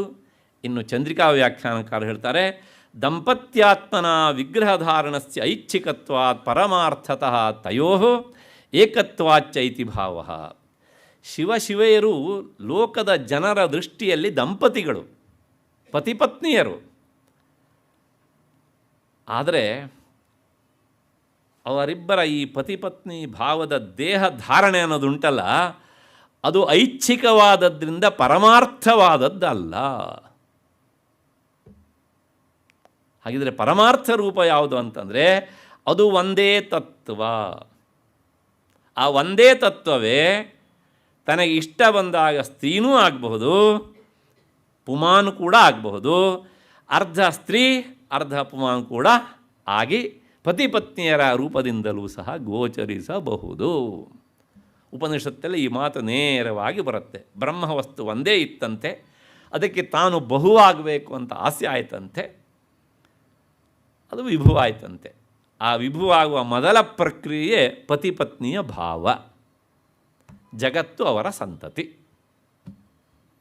ಹಾಗಾಗಿ ಈ ರೂಪದಲ್ಲಿ ಇರೋರಾದ್ದರಿಂದ ಆಕೆ ಶಿವಶಕ್ತೈಕ್ಯ ರೂಪಿಣಿ.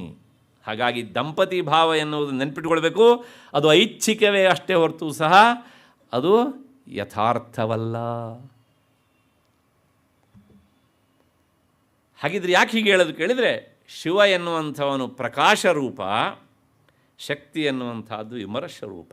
ಮೊನ್ನೆ ಹೇಳಿದ್ದೇನೆ, ಆ ಅರ್ಥ ಪ್ರಕಾಶಕ್ಕೆ ಶಬ್ದ ಬೇಕಾದ್ದರಿಂದ ಆ ರೂಪದಲ್ಲಿ ಅವಳಿದ್ದಾಳೆ. ಅದನ್ನೇ ದಂಪತಿ ಭಾವದಿಂದ ಇಲ್ಲಿ ತಿಳಿಸಲಾಗಿದೆ ಅಂತ ಚಂದ್ರಿಕಾ ವ್ಯಾಖ್ಯಾನಕಾರ. ಇಷ್ಟು ಹಿನ್ನೆಲೆಯಲ್ಲಿ ಈ ನಾಮದ ವಿವರಣೆ ಮುಗೀತು ಅಂತ ಅಂದ್ಕೊಳ್ಬೇಕು ನಾವು. ಮುಂದಿನ ನಾಮಕ್ಕೆ ಹೋಗುವ ಮುನ್ನ ಆ ಮುಂದಿನ ನಾಮಕ್ಕೆ ಒಂದು ಸಂಗತಿ ವಾಕ್ಯ, ಸಂಬಂಧ ವಾಕ್ಯವನ್ನು, ಸಂಗತಿ ಅಂದರೆ ಸಂಬಂಧ ವಾಕ್ಯವನ್ನು ಹೇಳ್ತಾರೆ. ಏನು ಅಂದರೆ ಸೌಭಾಗ್ಯ ಭಾಸ್ಕರದಲ್ಲಿ ಈ ವಿವರಣೆಯನ್ನು ಕೊಡ್ತಾರೆ ಅವರು. ಈವರೆಗಿನ ಗ್ರಂಥ ಭಾಗದಲ್ಲಿ ಮೊದಲನೆಯ ನಾಮ ಶ್ರೀಮಾತಾ, 2017ನೇ ಇಸ್ವಿ 19ನೇ ತಾರೀಕಿಗೆ 20ನೇ ತಾರೀಕಿಗೆ ಹೋಗಬೇಕು ನಾವು, ಏಕೆಂದರೆ 19 ಪೂರ್ತಿ ಪೀಠಿಗೆ ಆಗಿದೆ. 20ನೇ ತಾರೀಕಿಂದ ನಾಮ ಶುರುವಾಗಿದೆ. ಶ್ರೀಮಾತಾ ಮತ್ತು ಶ್ರೀ ಮಹಾರಾಜ್ಞಿ, ಶ್ರೀಮತ್ ಸಿಂಹಾಸನೇಶ್ವರಿ, ಈ 3 ನಾಮಗಳಿಂದ ಕ್ರಮವಾಗಿ ದೇವಿ ಸೃಷ್ಟಿ ಸ್ಥಿತಿ ಸಂಹಾರ ಕರ್ತ್ರಿ ಅಂತ ಅಲ್ಲಿ ತಿಳಿಸಲಾಗಿದೆ. 5 ವರ್ಷ ಹಿಂದೆ ಹಿಂದಿದ್ದು ನೆನಪಿಸ್ಕೊಳ್ಬೇಕು ಇವಾಗ ಅಷ್ಟೇ. ಅದಾದ ಮೇಲೆ ಮತ್ತೆ ಚಿದಗ್ನಿಕುಂಡ ಸಂಭೂತ 4ನೆಯ ನಾಮ, ಆ ನಾಮದಿಂದ ಆರಂಭಿಸಿ ಈ 999ನೇ ಈ ನಾಮ ಶಿವಶಕ್ತಿ ಐಕ್ಯ ರೂಪಿಣಿ ಎನ್ನುವಂತಹ ನಾಮದವರೆಗೆ ದೇವಿ ತಿರೋಧಾನ ಮತ್ತು ಅನುಗ್ರಹಗಳಿಗೂ ಸಹ ಕಾರಣಳು ಎನ್ನುವುದನ್ನು ಸುದೀರ್ಘವಾಗಿ ಪ್ರತಿಪಾದಿಸಿದ್ದಾಯಿತು. ಇದರಿಂದ ಏನು ಗೊತ್ತಾಗುತ್ತೆ ಅಂದರೆ, ದೇವಿ ಸೃಷ್ಟಿ ಸ್ಥಿತಿ ಸಂಹಾರ ಮತ್ತು ತಿರೋಧಾನ ಅನುಗ್ರಹ ಈ ಪಂಚಕೃತ್ಯ ಪರಾಯಣಳು.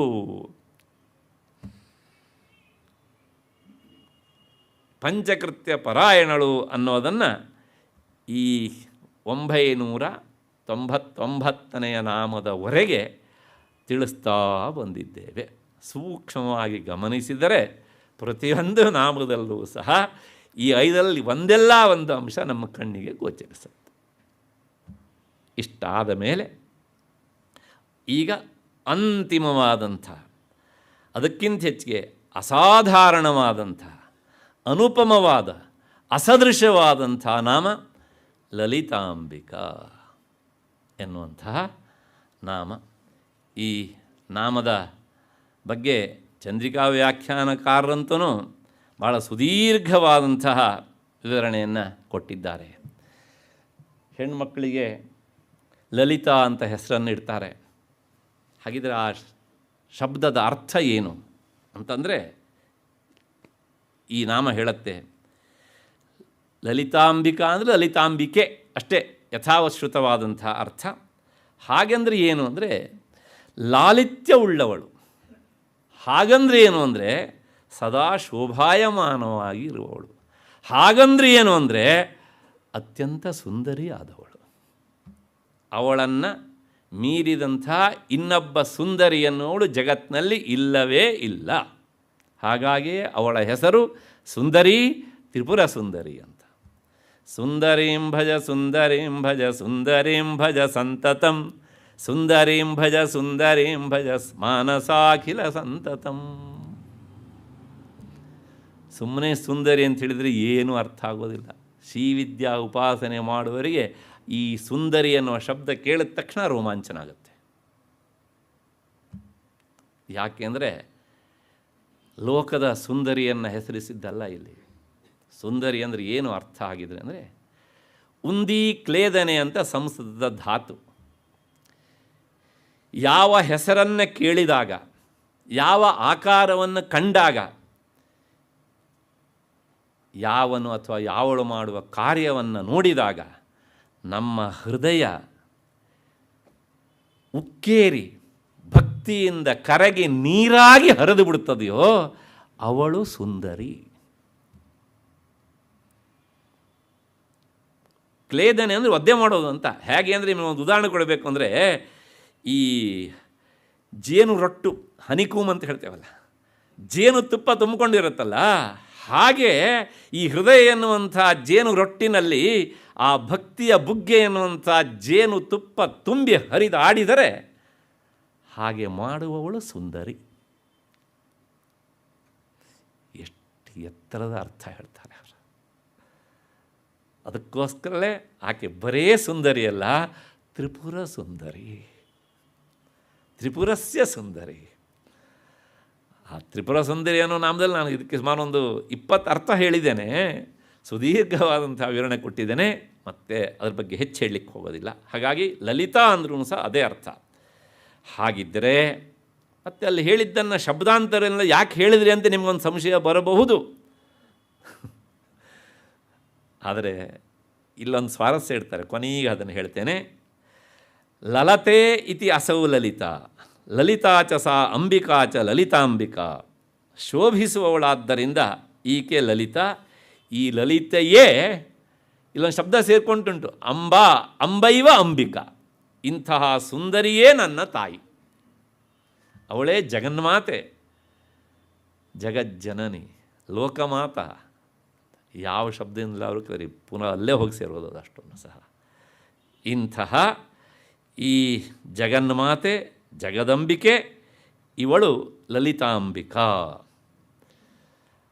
ಹಾಗಿದ್ದರೆ ಇವಳು ಹೇಗಿದ್ದಾಳೆ ಅಂತಂದರೆ ಅದಕ್ಕೊಂದು ಇನ್ನೊಂದು ವಿವರಣೆ ಕೊಡ್ತಾರೆ ಅವರು. ಲೋಕಾನ್ ಅತೀತ್ಯ ಲಲತೆ ಲಲಿತಾ ತೇನ ಸಾ ಉಚ್ಯತೆ ಅಂತ ಪದ್ಮಪುರಾಣದ ಮಾತು. ಲೋಕಗಳನ್ನು ಮೀರಿ ನಿಂತು ಶೋಭಿಸುವವಳು ಅಂತಹ ಸುಂದರಿ.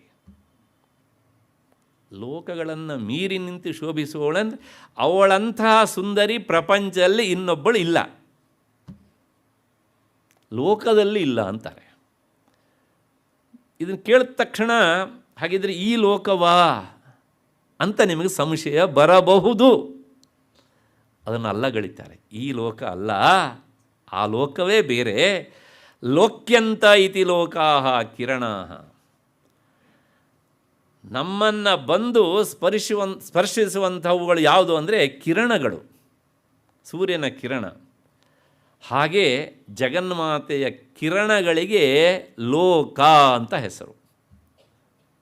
ತಂತ್ರಶಾಸ್ತ್ರ ಇದು ಸಾಮಾನ್ಯ ಸಂಸ್ಕೃತ ಬಂದವರಿಗೆಲ್ಲ ನಿಲುಕುವಂಥದ್ದಲ್ವೇ ಅಲ್ಲ. ಆ ಲೋಕ ಅಂದರೆ ಕಿರಣ ರೂಪದಲ್ಲಿರುವ ಯಾವ ಅಂದರೆ ಆಕೆಯ ಆವರಣ ದೇವತೆಗಳು. ಅಮೃತಾದಿ ಮಹಾಶಕ್ತಿ ಸಮೃತಾಯೈ ನಮೋ ನಮಃ ಅಂತ ನಾಮ ನೆನೆಸ್ಕೊಳ್ಳಿ. 50 ಪೀಠರೂಪಿಣಿ, 50 ವರ್ಣರೂಪಿಣಿ, ನವಪ್ರಕೃತಿಗಳು, ಇವೆಲ್ಲವೂ ಸಹ ಆಕೆಯ ಆವರಣ ದೇವತೆಗಳು. ಈ ಪಟದಲ್ಲಿ ಅದನ್ನು ಪೂರ್ತಿಯಾಗಿ ನಾನು ತೋರಿಸಲಾರೆ. ಶ್ರೀಚಕ್ರದಲ್ಲಿ 3 ಥರ ಪ್ರಸ್ತರಗಳಿವೆ. ಅದರೊಳಗೆ ಮೇರು ಪ್ರಸ್ತರ ಅಂತ ಒಂದಿರ್ತದೆ.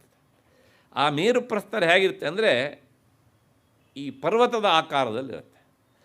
ಅದರ ಕೊನೆ ಇದೆ, ಇದು ಭೂಪ್ರಸ್ತರ, ಅದು ಹೀಗಿರುತ್ತೆ, ನೇರ ಪರ್ವತದ ಥರ ಇರುತ್ತೆ. ಅದರ ಕೊನೆಯಲ್ಲಿ ಬಿಂದು ಬರುತ್ತೆ. ಆ ಬಿಂದುವಿಗೆ ಕೆಳಗಿರುವ ಎಲ್ಲವುಗಳು ಸಹ ಇವೆಲ್ಲವೂ ಸಹ ಆವರಣ ದೇವತೆಗಳ ಕೋಟೆಯಲ್ಲಿ ಸೇರಿಬಿಡ್ತವೆ. ಇವೆಲ್ಲಕ್ಕೂ ಆಕೆಯ ಕಿರಣದ ಸ್ಥಾನ. ಬಿಂದು ಇಸ್ ದ ಸುಪ್ರೀಂ. ಹಾಗಾಗಿ ಅವಳ ಕಿರಣ ಎನ್ನುವಂತಹ ಈ ಏನಿದ್ದಾವಲ್ಲ ಇವೇ ಲೋಕಗಳು. ಈ ಲೋಕಗಳ ಮಧ್ಯೆಯಲ್ಲಿ ಎಲ್ಲಕ್ಕಿಂತ ಉತ್ಕೃಷ್ಟಳಾಗಿ ಮೇಲೆ ಇರುವವಳಾದ್ದರಿಂದ ಅವಳು ಸರ್ವೋತ್ಕೃಷ್ಟಳಾಗಿ ಅತಿಕ್ರಮ್ಯ ತತ್ ಸ್ಥಾನ ಉಪರಿತನ ಬಿಂದು ಸ್ಥಾನೆ ಲಲತೆ ಶೋಭತೆ ಇತಿ ಲಲಿತಾ. ಇದು ನಾನು ಈ ಯಂತ್ರದ ಮೂಲಕ ಎಷ್ಟು ಹೇಳಿದ ನಿಮ್ಮ ಮನಸ್ಸಿಗೆ ಬರೋದು ಕಷ್ಟ. ಶ್ರೀಚಕ್ರದ ಆ ಮೇರು ಪ್ರಸ್ತಾರವನ್ನು ಇಟ್ಕೊಂಡು ಹೇಳಿದರೆ ಆ ಬಿಂದು ನೇರ ಮೇಲೆ ಕಾಣುತ್ತೆ. ಅಂದರೆ ಈ ಎಲ್ಲ ಆವರಣ ದೇವತೆಗಳಿಗಿಂತ ಮೇಲೆ ಶೋಭಿಸುವವಳಾದ್ದರಿಂದ ಅವಳು ಲಲತೆ ಶೋಭತೆ, ಅಲ್ಲಿ ಅವಳಿಗಿಂತ ಎತ್ತರದಲ್ಲಿ ಇನ್ನೊಂದು ಇಲ್ಲ ಅಲ್ಲಿ. ಹಾಗಾಗಿ ಅವಳ ಹೆಸರು ಲಲಿತಾ, ಅವಳೇ ಅಂಬಾ ಅಂಬಿಕಾ ತಾಯಿ, ಹೀಗೆ ಅಂತ.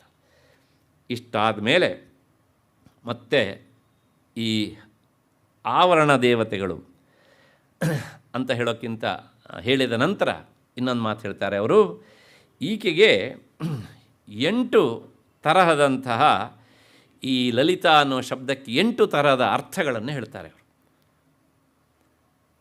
ಯಾವ್ಯಾವುದು? ಮೊದಲನೇದಾಗಿ ಶೋಭಾ, ಶೋಭಾ ಪ್ರಕಾಶ ರೂಪವಾದದ್ದು, ಅದು ಲಲಿತಾ ಎನ್ನುವಂತಹ ನಾಮದ ಅರ್ಥ. ವಿಲಾಸ, ವಿಲಾಸ ಅಂದರೆ ಹಾವಭಾವಗಳಿಂದ ಕೂಡಿರುವಿಕೆ, ಅದಕ್ಕೂ ಸಹ ಲಲಿತಾ ಅಂತಲೇ ಹೆಸರು. ಮಾಧುರ್ಯ, ಅದಕ್ಕೂ ಸಹ ಲಲಿತಾ ಅಂತಲೇ ಹೆಸರು. ಮತ್ತು ಗಾಂಭೀರ್ಯ, ನಾವು ಸಮುದ್ರವನ್ನು ನೋಡ್ತೇವೆ, ಹೊರಭಾಗದಲ್ಲಿ ತೆರೆಗಳು ಅಪ್ಪಳಿಸ್ತಾ ಇರ್ತವೆ, ಮಧ್ಯದಲ್ಲಿ ಆಗಿರುತ್ತೆ ಕೇಳಿದರೆ ಅತ್ಯಂತ ಗಂಭೀರವಾಗಿರುತ್ತೆ. ಹಾಗೆಯೇ ಆಕೆಯ ಮುಖವನ್ನು ನೋಡಲು ಆರಿರಿ ನೀವು, ಅಷ್ಟು ಗಂಭೀರತೆಯಿಂದ ಕೂಡಿರುತ್ತೆ. ಅದಕ್ಕೋಸ್ಕರ ಪಾದವನ್ನು ನೋಡಿ ಅಂತ ಹೇಳುತ್ತೆ. ಹಾಗಾಗಿ ಆ ಗಾಂಭೀರ್ಯ ಮತ್ತು ಸ್ಥೈರ್ಯ ಅಂದರೆ ಆ ನಿಖರತೆ, ಒಂದು ನಿಲುವು ತೆಗೆದುಕೊಂಡ ಆದ ಮೇಲೆ ಬದಲಾವಣೆ ಅನ್ನುವುದು ಇಲ್ಲ. ಹಾಗೆ ಅಲ್ಲಿ ಆ ಶುಂಭಾಷ್ ಮತ್ತು ನಿಶುಂಭರನ್ನು ಸಾಯಿಸುವಾಗ ಸಪ್ತಶತಿಯಲ್ಲಿ ಅವನು ಬಂದು ಕೇಳ್ತಾನೆ, ಅವ್ರ ಕಡೆಯ ಮಂತ್ರಿ ಬಂದು, ಆ ಶುಂಭ ನಿಶುಂಭ ಎಂಥ ಪರಾಕ್ರಮಿಗಳು, ಪ್ರಪಂಚದಲ್ಲಿ ಅವರಿಗೆ ಸೋಲದೇ ಇರುವವರಿಲ್ಲ, ಅವರನ್ನು ವರಿಸಿ ನೀನು ಅಂತ ನನ್ನ ಮೂಲಕ ಹೇಳಿ ಕಳಿಸಿದ್ದಾನೆ ಅಂತ. ಆಗ ಜಗನ್ಮಾತೆ ಹೇಳೋ ಮಾತು, ಹೌದಪ್ಪ ನನಗೂ ತುಂಬ ಇಷ್ಟ ಅವ್ರನ್ನ ವರಿಸಬೇಕು ಅಂತ, ಆದರೆ ಏನು ಮಾಡೋಣ, ನಾನೊಂದು ಪ್ರತಿಜ್ಞೆ ಮಾಡಿಬಿಟ್ಟಿದ್ದೇನೆ, ಆ ಪ್ರತಿಜ್ಞೆ ಮಾಡಿದ್ದು ತಪ್ಪು ಅಂತ ಅನಿಸುತ್ತೆ ನನಗೊಂದು. ಅಂದರೆ ದುಷ್ಟರೊಂದಿಗೆ ದುಷ್ಟತನದಿಂದಲೇ ವ್ಯವಹರಿಸಬೇಕು. ಟಿಟ್ ಫಾರ್ ಟ್ಯಾಟ್ ಅನ್ನೋದು ಅವ್ರು ಹೇಳಿದ್ದಲ್ಲ, ಅದಕ್ಕೂ ಮೊದಲೇ ಇತ್ತು ನಮ್ಮಲ್ಲಿ. ಇವತ್ತು ನಾವು ಅಕ್ಷರಶಃ ಅದನ್ನು ಪಾಲನೆ ಮಾಡ್ತಾ ಇದ್ದೇವೆ, ಅದು ನಮಗೆ ಇವತ್ತು ಬೇಕೇ ಬೇಕು, ಅದು ಮೂಲ ಮಂತ್ರ ಹೀಗೆ ಅಂತ. ದುಷ್ಟ ಅಂತ ಗೊತ್ತಾದರೂ ಶಿಷ್ಟತನದಿಂದ ವ್ಯವಹರಿಸಬಾರದು, ಅದಕ್ಕೆ ನಾವು ಪ್ಲ್ಯಾನ್ ಮಾಡಲೇಬೇಕು ಹೀಗೆ ಅಂತ. ಹಾಗಾಗಿ ಕೊನೆಗೆ ಅವಳು ಹೇಳ್ತಾಳೆ, ಒಂದು ಕೆಲಸ ಮಾಡು, ಹೋಗಿ ಹೇಳು, ನಾನೊಂದು ಪ್ರತಿಜ್ಞೆ ಮಾಡಿದ್ದೇನೆ. ಏನು ಅಂದರೆ, ನಾನು ಕೈ ಹಿಡಿಯುವಂಥ ಹುಡುಗನ ಜೊತೆಗೆ ನಾನು ಯುದ್ಧ ಮಾಡಬೇಕು, ಅವನು ನನ್ನನ್ನು ಸೋಲಿಸಿದ ತಕ್ಷಣ ನಾನು ಅವನ ಕತ್ತಿಗೆ ವರಮಾಲೆ ಹಾಕಿಬಿಡ್ತೇನೆ ಅಂತ. ಏನಕ್ಕೇನ ಪ್ರಕಾರೇಣ ಯುದ್ಧಕ್ಕೆ ಕರಿಬೇಕು, ಅವ್ರನ್ನ ಮುಗಿಸಬೇಕು. ಯುದ್ಧ ಮಾಡಿದವರು ಕೇವಲ ಜಗನ್ಮಾತೆ ಒಬ್ಬಳೇ. ಇಬ್ಬರು ಬರ್ತಾರೆ ಮತ್ತೆ ಮುಗಿಸಿಬಿಡ್ತಾಳೆ. ಪ್ರಶ್ನೆ ಇಷ್ಟೇ, ನಾನು ಒಬ್ಬ, ಇವರು ಇಷ್ಟೆಲ್ಲ ಜನ ಇದ್ದಾರೆ, ಆಗತ್ತಾ ಅಂತ ಪ್ರಶ್ನೆ ಬಂದರೆ ಅದೇ ಸ್ಥೈರ್ಯ. ನಾವಿರೋರು 3 ಜನ, ಇಷ್ಟೆಲ್ಲ ಜನನ ಮುಗಿಸೋಕ್ಕಾಗತ್ತಾ ಅಂತಂದ್ರೆ ಆಗತ್ತೆ, ಮಾಡಿ ತೋರಿಸಿದ್ದು ಆಗಿದೆ ಅಷ್ಟೇ. ಪ್ರಾಯಶಃ ಎಲ್ಲಿಗೆ ಹೋಗಿ ಮುಟ್ಕೊಳ್ಬೇಕೋ ಅಲ್ಲಿಗೆ ಹೋಗಿ ನೀವು ಮುಟ್ಕೊಂಡಿದ್ದೀರಿ. ಅಷ್ಟು ಹಿನ್ನೆಲೆಯಲ್ಲಿ ಮತ್ತೆ ತೇಜಸ್ಸು, ತೇಜಸ್ಸು ಅಂದರೆ ಆ ಮುಖವನ್ನು ಕಣ್ಣು ಇಟ್ಟು ನೋಡಲಿಕ್ಕೆ ಆಗದೇ ಇರುವಂಥದ್ದು, ಅದು ತೇಜಸ್ಸು. ಅದಕ್ಕೂ ಸಹ ಲಲಿತಾ ಅಂತ ಹೆಸರು. ಅದಾದಮೇಲೆ ಲಾಲಿತ್ಯ. ಲಾಲಿತ್ಯ ಅಂದರೆ ಆ ಪದಗಳ ಹೆಜ್ಜೆಗಳ ವಿನ್ಯಾಸ ಕ್ರಮ. ನಮ್ಮನ್ನು ಹೇಳ್ತಾವಲ್ಲ, ಹಂಸಗಾಮಿನಿ, ಗಜಗಾಮಿನಿ ಇತ್ಯಾದಿ ಇತ್ಯಾದಿ ಎಲ್ಲ ಲಾಲಿತ್ಯ. ಕೊನೆಗೆ 8ನೇದು ಔದಾರ್ಯ. ತನ್ನ ಭಕ್ತರಿಗೆ ಏನು ಬೇಕು ಅದು ಎಲ್ಲವನ್ನು ಸಹ ಧಾರೆ ಎರೆದು ನೀಡುವಂತಹ ಆ ಗುಣ ಉಳ್ಳವಳು ಲಲಿತಾ. ಈ 8 ಸಹ ಜಗನ್ಮಾತೆಯಲ್ಲಿ ಸುಪ್ರತಿಷ್ಠಿತವಾದ್ದರಿಂದ, ಸ್ಥಿರವಾಗಿ ಇದ್ದದ್ರಿಂದ ಅವಳು ಲಲಿತಾಂಬಿಕಾ. ಇದಿಷ್ಟು ಒಂದರ್ಥ. ಮತ್ತು 2ನೇ ಅರ್ಥ ಹೇಳ್ತಾರೆ ಅವರು. ಏನು ಅಂದರೆ, ಲಲಿತೇತಿ ನಾಮಯುಕ್ತಂ ತವ ಕಿಲ ದಿವ್ಯಾ ನವಾವೃತಯ ಧನು ಐಕ್ಷವಂ ಅಸ್ತ್ರಾಣ್ಯಪಿ ಕುಸುಮಾನಿ ತಥಾಖಿಲಂ. ನಿನ್ನ ಹೆಸರು ಲಲಿತಾ ಲಲಿತಾ ಅಂತ ಕರೀತಾರಮ್ಮ. ಯಾಕೆ ಅಂತಂದರೆ ನನಗೆ ಇವತ್ತು ಗೊತ್ತಾಯಿತು ಅಂತ ವ್ಯಾಖ್ಯಾನಕಾರ ಹೇಳ್ತಾರೆ. ಈ ಶ್ರೀಚಕ್ರದಲ್ಲಿ ನವಾವರಣ ಅಂದರೆ ತ್ರಿಕೋಣ 1, ಅಷ್ಟಾರ 2, ಮತ್ತು ಪುನಃ ಅಂತರ್ದಶಾರ, ಬಹಿರ್ದಶಾರ 3, 4, 5, 6, 7, 8, 9. ಮತ್ತು ನಾನಿವಾಗ ಇದನ್ನು ಬಳಸೋ ಅವಶ್ಯಕತೆ ಇಲ್ಲ, ನಿಮ್ಗೆ ಗೊತ್ತಾಗಿದೆ. 9 ಆವರಣಗಳಿವೆಲ್ಲ. ಈ ನವಾವರಣಗಳಿಂದ ಕೂಡಿದಂಥ ಶ್ರೀಚಕ್ರದಲ್ಲಿ ಆಕೆ ಸಹಜವಾಗಿಯೇ ಸುಂದರಿ. ಯಾಕೆಂದರೆ ಇದಕ್ಕಿಂತ ಸುಂದರವಾದಂಥ ಇನ್ನೊಂದು ಯಂತ್ರ ಪ್ರಪಂಚದಲ್ಲಿ ಇಲ್ಲ. ಹಾಗಾಗಿ ಇಂತಹ ಯಂತ್ರದ ಮಧ್ಯದಲ್ಲಿ ಶೋಭಾಯಮಾನುವಂಥ ಬಿಂದು ಅದು ಅತ್ಯಂತ ಸುಂದರ. ಯಾಕೆಂದರೆ ಆ ಬಿಂದು ಯಾವಾಗ ಬೇಕಾದರೂ ಆಗಬಹುದು ಸಿಂಧು, ಆ ಸಿಂಧು ಯಾವಾಗ ಬೇಕಾದರೂ ಆಗಬಹುದು ಬಿಂದು. ಹಾಗಾಗಿಯೇ ಯಾವುದು ಐಚ್ಛಿಕವಾಗಿ ನಮಗಿಷ್ಟ ಬಂದ ರೂಪವನ್ನು ತಾಳಬಹುದು ಅದಲ್ವ ಸುಂದರವಾದದ್ದು. ಆದ್ದರಿಂದ ತುಂಬ ಅರ್ಥ, ನಿರ್ಗುಣ ನಿರಾಕಾರ ನಿಷ್ಕ್ರಿಯ ಅಂತಲೂ ಹೇಳ್ಬೋದು. ಎಲ್ಲ ಸೌಂದರ್ಯಕ್ಕೂ ಮೂಲಭೂತವಾದಂಥ ಅಧಿಷ್ಠಾನವು ಬಿಂದುವೆ. ಆದ್ದರಿಂದ ಅವಳು ಸುಂದರಿ. ಆದ್ದರಿಂದ ಈ ಶ್ರೀಚಕ್ರದಲ್ಲಿ ಅವಳು ಸುಂದರ ರೂಪದವಳಾದ್ದರಿಂದಲೂ ಸಹ ಲಲಿತಾ. ಇದು ಯಂತ್ರದಲ್ಲಿ. ಇನ್ನು ಅವಳ ವಿಗ್ರಹ ರೂಪದಲ್ಲಿ ಅವಳು ಸುಂದರಿ. ಯಾಕೆ ಅಂತಂದರೆ ಅವಳ ಧನಸ್ಸು, ಬಿಲ್ಲು ಲೋಕದ ಸಾಮಾನ್ಯ ಧನಸ್ಸಿನಂತೆ ಇದ್ದದ್ದಲ್ಲ. ಹಿಂದೆ ಬಂದಿದೆ, ಹೇಳಿದೆ ನಾನು, ಕಬ್ಬಿನಿಂದ ಮಾಡಿದ ಬಿಲ್ಲು. ಅದು ಈ ಸಂಕ್ರಾಂತಿಯಲ್ಲಿ ಬರ್ತಾವಲ್ಲ ಆ ಥರ ಕಬ್ಬಲ್ಲ, ಒಂದು ದಾಸ ಕಬ್ಬು ಅಂತ ಬರುತ್ತೆ, ಹಸಿರು ಬಿಳಿ ಪಟ್ಟೆ ಇರುವ ಕಬ್ಬು. ಆ ಕಬ್ಬಿನಿಂದ ಮಾಡಿದ ಬಿಲ್ಲು ನೋಡೋದಕ್ಕೆ ಅತ್ಯಂತ ಸುಂದರ. ಅದರ ಮೇಲೆ ಮತ್ತು ಆ ಕಬ್ಬಿನ ಗರಿಗಳು ಹಾಗೇ ಇವೆ. ರಾಜರಾಜೇಶ್ವರಿಯ ಪೋಠವನ್ನು ನೋಡಿ ನೀವು ಗೊತ್ತಾಗುತ್ತೆ, ಎಡಭಾಗದಲ್ಲಿ ಆ ಕಬ್ಬಿರುತ್ತೆ. ಆ ಕಬ್ಬಿನ ಬಿಲ್ಲು ಅತ್ಯಂತ ಸುಂದರ ಆಯ್ತಲ್ಲ. ಅದ್ರ ಜೊತೆಗೆ ಅದಕ್ಕೆ ಹೂಡುವ ಬಾಣಗಳು ಪುಷ್ಪ ಬಾಣಗಳು, ಹೂಬಾಣಗಳು, ಅವು ಸಹ ಒಂದಕ್ಕಿಂತ ಒಂದು ಸುಂದರ. ಹಾಗಾಗಿ ನೀನು ಸುಂದರ, ನಿನ್ನ ಆಯುಧಗಳು ಸುಂದರ, ಆದ್ದರಿಂದ ನಿನ್ನ ಹೆಸರು ಲಲಿತಾಂಬಿಕಾ. ಹೀಗೆ ಈ ಅರ್ಥವನ್ನು ಹೇಳಿದ ಮೇಲೆ ಮತ್ತೆ ಮೂರನೇ ಅರ್ಥವನ್ನು ಹೇಳ್ತಾರೆ ಅವರು. ನೋಡಿ, ಯಂತ್ರ ನೋಡಿದ್ವಿ, ವಿಗ್ರಹ ನೋಡಿದ್ವಿ, ಈಗ ಭೌತಿಕವಾಗಿ ಒಂದು ಅರ್ಥವನ್ನು ಹೇಳ್ತಾರೆ. ಪ್ರಯಾಗೇ ಲಲಿತಾದೇವಿ ಅಂತ ಪದ್ಮಪುರಾಣದ ವಚನ. ಪ್ರಯಾಗದಲ್ಲಿ ದೇವಿಯ ಗುಡಿ ಉಂಟಂತೆ, ನನಗೆ ಗೊತ್ತಿಲ್ಲ ಅದು. ಆ ಗುಡಿಯಲ್ಲಿರುವ ತಾಯಿಗೆ ನೇರವಾಗಿ ಲಲಿತಾಂಬಿಕಾ ಅಂತಲೇ ಹೆಸರಂತೆ. ಆ ದೇವಿಯ ರೂಪದಲ್ಲಿ ಇರುವವಳಾದ್ದರಿಂದ ನಿನ್ನ ಹೆಸರು ಲಲಿತಾಂಬಿಕಾ. ಇದೆಲ್ಲ ಎಷ್ಟು ಪ್ರಾಚೀನವಾದದ್ದು ಅಂತ ಊಹಿಸಿಕೊಳ್ಳಿ ನೀವು. ಈ ಗ್ರಂಥ ಇದು ರಚನೆಯಾದದ್ದು 17ನೇ ಶತಮಾನದಲ್ಲಿ, ಅದು ಲಲಿತಾ ಸಹಸ್ರನಾಮ ರಚನೆಯಾದದ್ದು ಪುರಾಣ ಕಾಲದಲ್ಲಿ.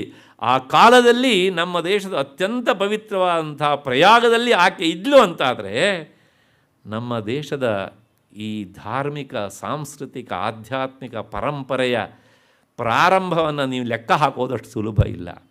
ಯಾವನೋ ಬಂದುಬಿಟ್ಟು 150 ವರ್ಷಗಳ ಹಿಂದೆ ಬಂದುಬಿಟ್ಟು ಇದು ನಮ್ಮದು ಅಂತಂದರೆ ಸುಲಭವಾಗಿ ಒಪ್ಕೊಳ್ಳೋಕ್ಕಾಗೋದಿಲ್ಲ ಅದನ್ನು.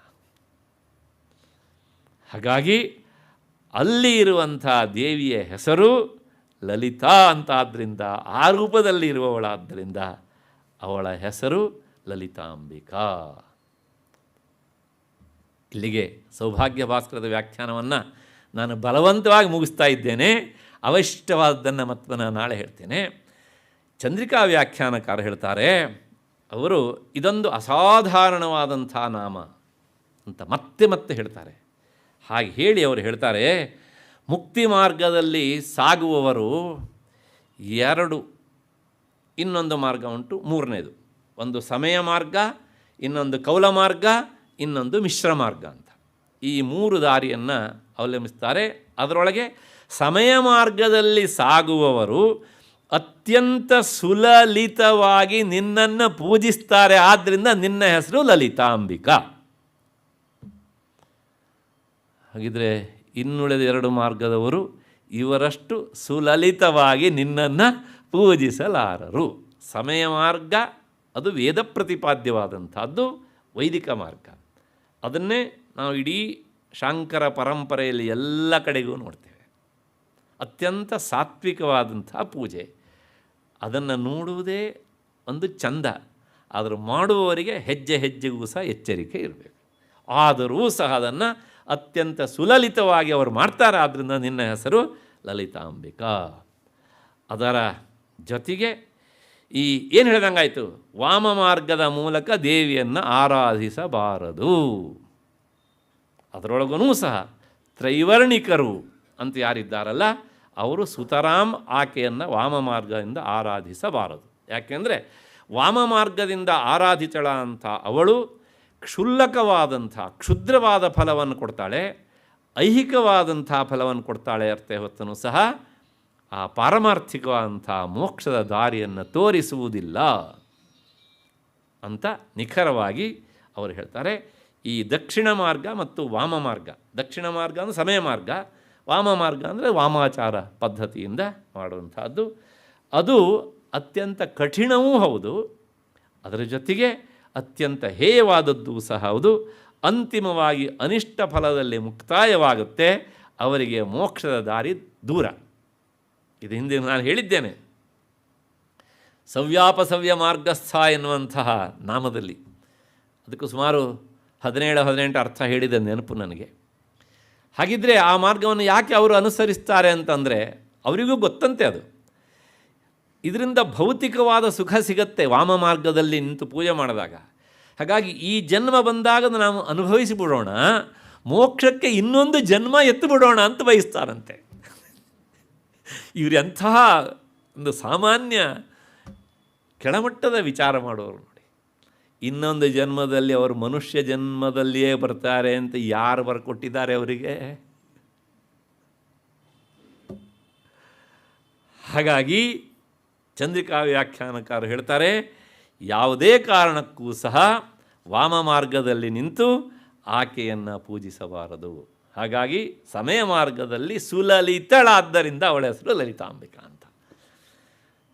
ಇನ್ನೊಂದು ಅರ್ಥ ಹೇಳ್ತಾರೆ ಅವರು, ಈ ಸಹಸ್ರನಾಮದ ಮೊದಲ ನಾಮವಾದ ಶ್ರೀಮಾತಾ ಎನ್ನುವಂಥ ನಾಮದಿಂದ ಆರಂಭಿಸಿ 999ನೇ ನಾಮವಾದ ಶಿವಶಕ್ತೈಕ್ಯ ರೂಪಿಣಿ ಎನ್ನುವಂಥ ಎಲ್ಲ ನಾಮಗಳೂ ಸಹ ಲಲಿತಾ ಅತ್ಯಂತ ಸುಂದರ ನಾಮಗಳಾದ್ದರಿಂದ ಕೊನೆಯ ನಾಮದಲ್ಲಿ ಅದನ್ನು ಕಂಠತಃ ಹೇಳಲಾಗಿದೆ, ಅವಳು ಲಲಿತಾಂಬಿಕಾ ಅಂತ. ಒಂದಕ್ಕಿಂತ ಒಂದು ನಾಮ, ಸೌಂದರ್ಯ ಭೂಯಿಷ್ಠವಾದಂಥ ನಾಮಗಳು. ಒಂದೊಂದು ನಾಮಗಳನ್ನು ನಾವು ಒಳಹೊಕ್ಕಿ ನೋಡ್ತಾ ಹೋದರೆ ನಮ್ಮನ್ನೇ ನಾವು ಮರಿತೇವೆ, ಸಮಯ ಮರಿತೇವೆ, ಆಹಾರ ಮರಿತೇವೆ. ನಿದ್ದೆ ಮಾಡ್ತಾ ಅಂದರೆ ಹೋಗುವ ಮುನ್ನ ವಿಚಾರ ಮಾಡ್ತಾ ಹೋದರೆ ನಿದ್ದೆಯಲ್ಲೂ ಮತ್ತು ಪುನಃ ಇದೇ ವಿಚಾರ ಕಾಣ್ತಾ ಇರುತ್ತೆ. ಹೀಗೆ ಎಲ್ಲ ನಾಮಗಳು ಸಹ ಸುಂದರವಾದ್ದರಿಂದ ಗ್ರಂಥಕರ್ತರು ಇದಕ್ಕೆ ಲಲಿತಾ ಎನ್ನುವಂಥ ನಾಮದಿಂದಲೇ ಸಹ ಮುಕ್ತಾಯಗೊಳಿಸಿದ್ದಾರೆ. ಕೊನೆಯ ನಾಮದೊಂದಿಗೆ ಶ್ರೀಮಾತಾ ಎನ್ನುವಂತಹ ಮೊದಲ ನಾಮದಿಂದ ಆರಂಭಿಸಿ ಶಿವಶಕ್ತೈಕ್ಯ ರೂಪಿಣಿ ಎನ್ನುವಂಥ ಈ 999ನೇ ನಾಮದವರೆಗೂ ಇರುವಂತಹ ಎಲ್ಲ ನಾಮಗಳೂ ಸಹ 999 ನಾಮಗಳು ಸಹ ಲಲಿತಾ ಎನ್ನುವ ನಾಮಕ್ಕೆ ವಿಶೇಷಣ, ಅಡ್ಜೆಕ್ಟಿವ್ಸ್. ಹಾಗಾಗಿ ಶ್ರೀಮಾತಾ ಲಲಿತಾಂಬಿಕಾ, ಶ್ರೀಮತ್ ಸಿಂಹಾಸನೇಶ್ವರಿ ಲಲಿತಾಂಬಿಕಾ, ಪರಾ ಲಲಿತಾಂಬಿಕಾ, ಸವ್ಯಾಪಸವ್ಯ ಮಾರ್ಗಸ್ಥ ಲಲಿತಾಂಬಿಕಾ, ಶ್ರೀಮತ್ರಿಪರ ಸುಂದರಿ ಲಲಿತಾಂಬಿಕಾ. ಎಲ್ಲ ನಾಮಗಳು ಈ ನಾಮಕ್ಕೆ ಅಡ್ಜೆಕ್ಟಿವ್ಸ್, ವಿಶೇಷಣಗಳಾದ್ದರಿಂದ ಆ ಎಲ್ಲ ನಾಮಗಳನ್ನು ಸಹ ತನಗೆ ವಿಶೇಷಣವನ್ನಾಗಿ ಪಡೆದಂಥ ಈ ಅಂತಿಮ ನಾಮ ಇದು ಎಷ್ಟು ಸುಂದರವಾಗಿರಬೇಕು ರೀ. 900 ನಾಮಗಳ ಆ ಸೌಂದರ್ಯವನ್ನು ತನ್ನೊಳಗೆ 999 ನಾಮಗಳ ಸೌಂದರ್ಯವನ್ನು ತನ್ನೊಳಗೆ ತುಂಬಿಸಿಕೊಂಡಂಥ ಅವಳು ಲಲಿತಾಂಬಿಕೆ ಅಲ್ವೇನೋ ಅಂತ ಪ್ರಶ್ನೆಯನ್ನು ಕೇಳ್ತಾರೆ. ಹಾಗಾಗಿ ಆ ಎಲ್ಲ ನಾಮಗಳನ್ನು ಸಹ ಲಲಿತಾ ನಾಮಕ್ಕೆ ವಿಶೇಷಣವಾಗಿ ಬಳಸ್ತಾ ಸ್ತ್ರೀಲಿಂಗಾಂತವಾಗಿ ಹೇಳಬೇಕು ಅನ್ನೋದು ಅವರ ವಿವರಣೆ. ಈಗಿಲ್ಲೊಂದು ಸಂಶಯ ಏನು ಅಂದರೆ, ಪುಂರೂಪಂ ವಾ ಸ್ಮರೇದ್ದೇವೀಂ ಸ್ತ್ರೀರೂಪಂ ವಾ ವಿಚಿಂತಯೇತ್ ಅಥವಾ ನಿಷ್ಕಲಂ ಧ್ಯಾಯೇತ್ ಸಚ್ಚಿದಾನಂದ ಲಕ್ಷಣಂ.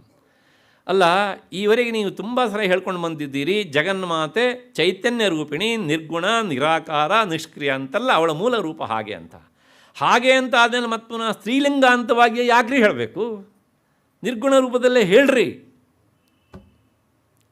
ನಪುಂಸಕಲಿಂಗದಲ್ಲೇ ಹೇಳ್ರಿ. ಅದೊಂದು ಸಂಶಯ ಎತ್ತಬಹುದಲ್ವಾ?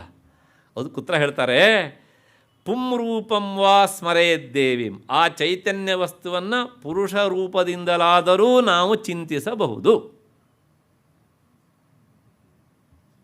ಸ್ತ್ರೀರೂಪಂ ವಾ ಸ್ಮರೇತ್, ಅಥವಾ ಸ್ತ್ರೀ ರೂಪದಿಂದಲಾದರೂ ಧ್ಯಾನಿಸಬಹುದು, ಪೂಜಿಸಬಹುದು, ಅರ್ಚಿಸಬಹುದು. ಅಥವಾ ನಿಷ್ಕಲಂ, ಇದು ಎರಡು ಆಕಾರವೇ ನನಗೆ ಬೇಡ, ಕೇವಲ ನಿರ್ಗುಣ ನಿರಾಕಾರ ರೂಪದಿಂದ ಕಣ್ಮುಚ್ಚಿ ನನ್ನ ಒಳಗೆ ಶ್ರೀಚಕ್ರವನ್ನು ಭಾವಿಸಿಕೊಂಡು ಆ ಚೈತನ್ಯವೇ ಮಹಾಬಿಂದು ಅಂತ ಭಾವಿಸಿ ಹಾಗೇ ನಾನು ಅವಳನ್ನು ಮಾನಸಿಕ ನಿಷ್ಕಲ ರೂಪದಿಂದ ಪೂಜೆ ಮಾಡ್ತೇನೆ ಅಂತ ಅಂದರೆ ಹಾಗೂ ಮಾಡಬಹುದು. ಆದರೆ ಒಂದು ಪ್ರಶ್ನೆ, ಮನುಷ್ಯನ ಹೃದಯಕ್ಕೆ ಹತ್ತಿರವಾಗುವುದು ಮಾತಾ, ತಾಯಿ ಅಂತ.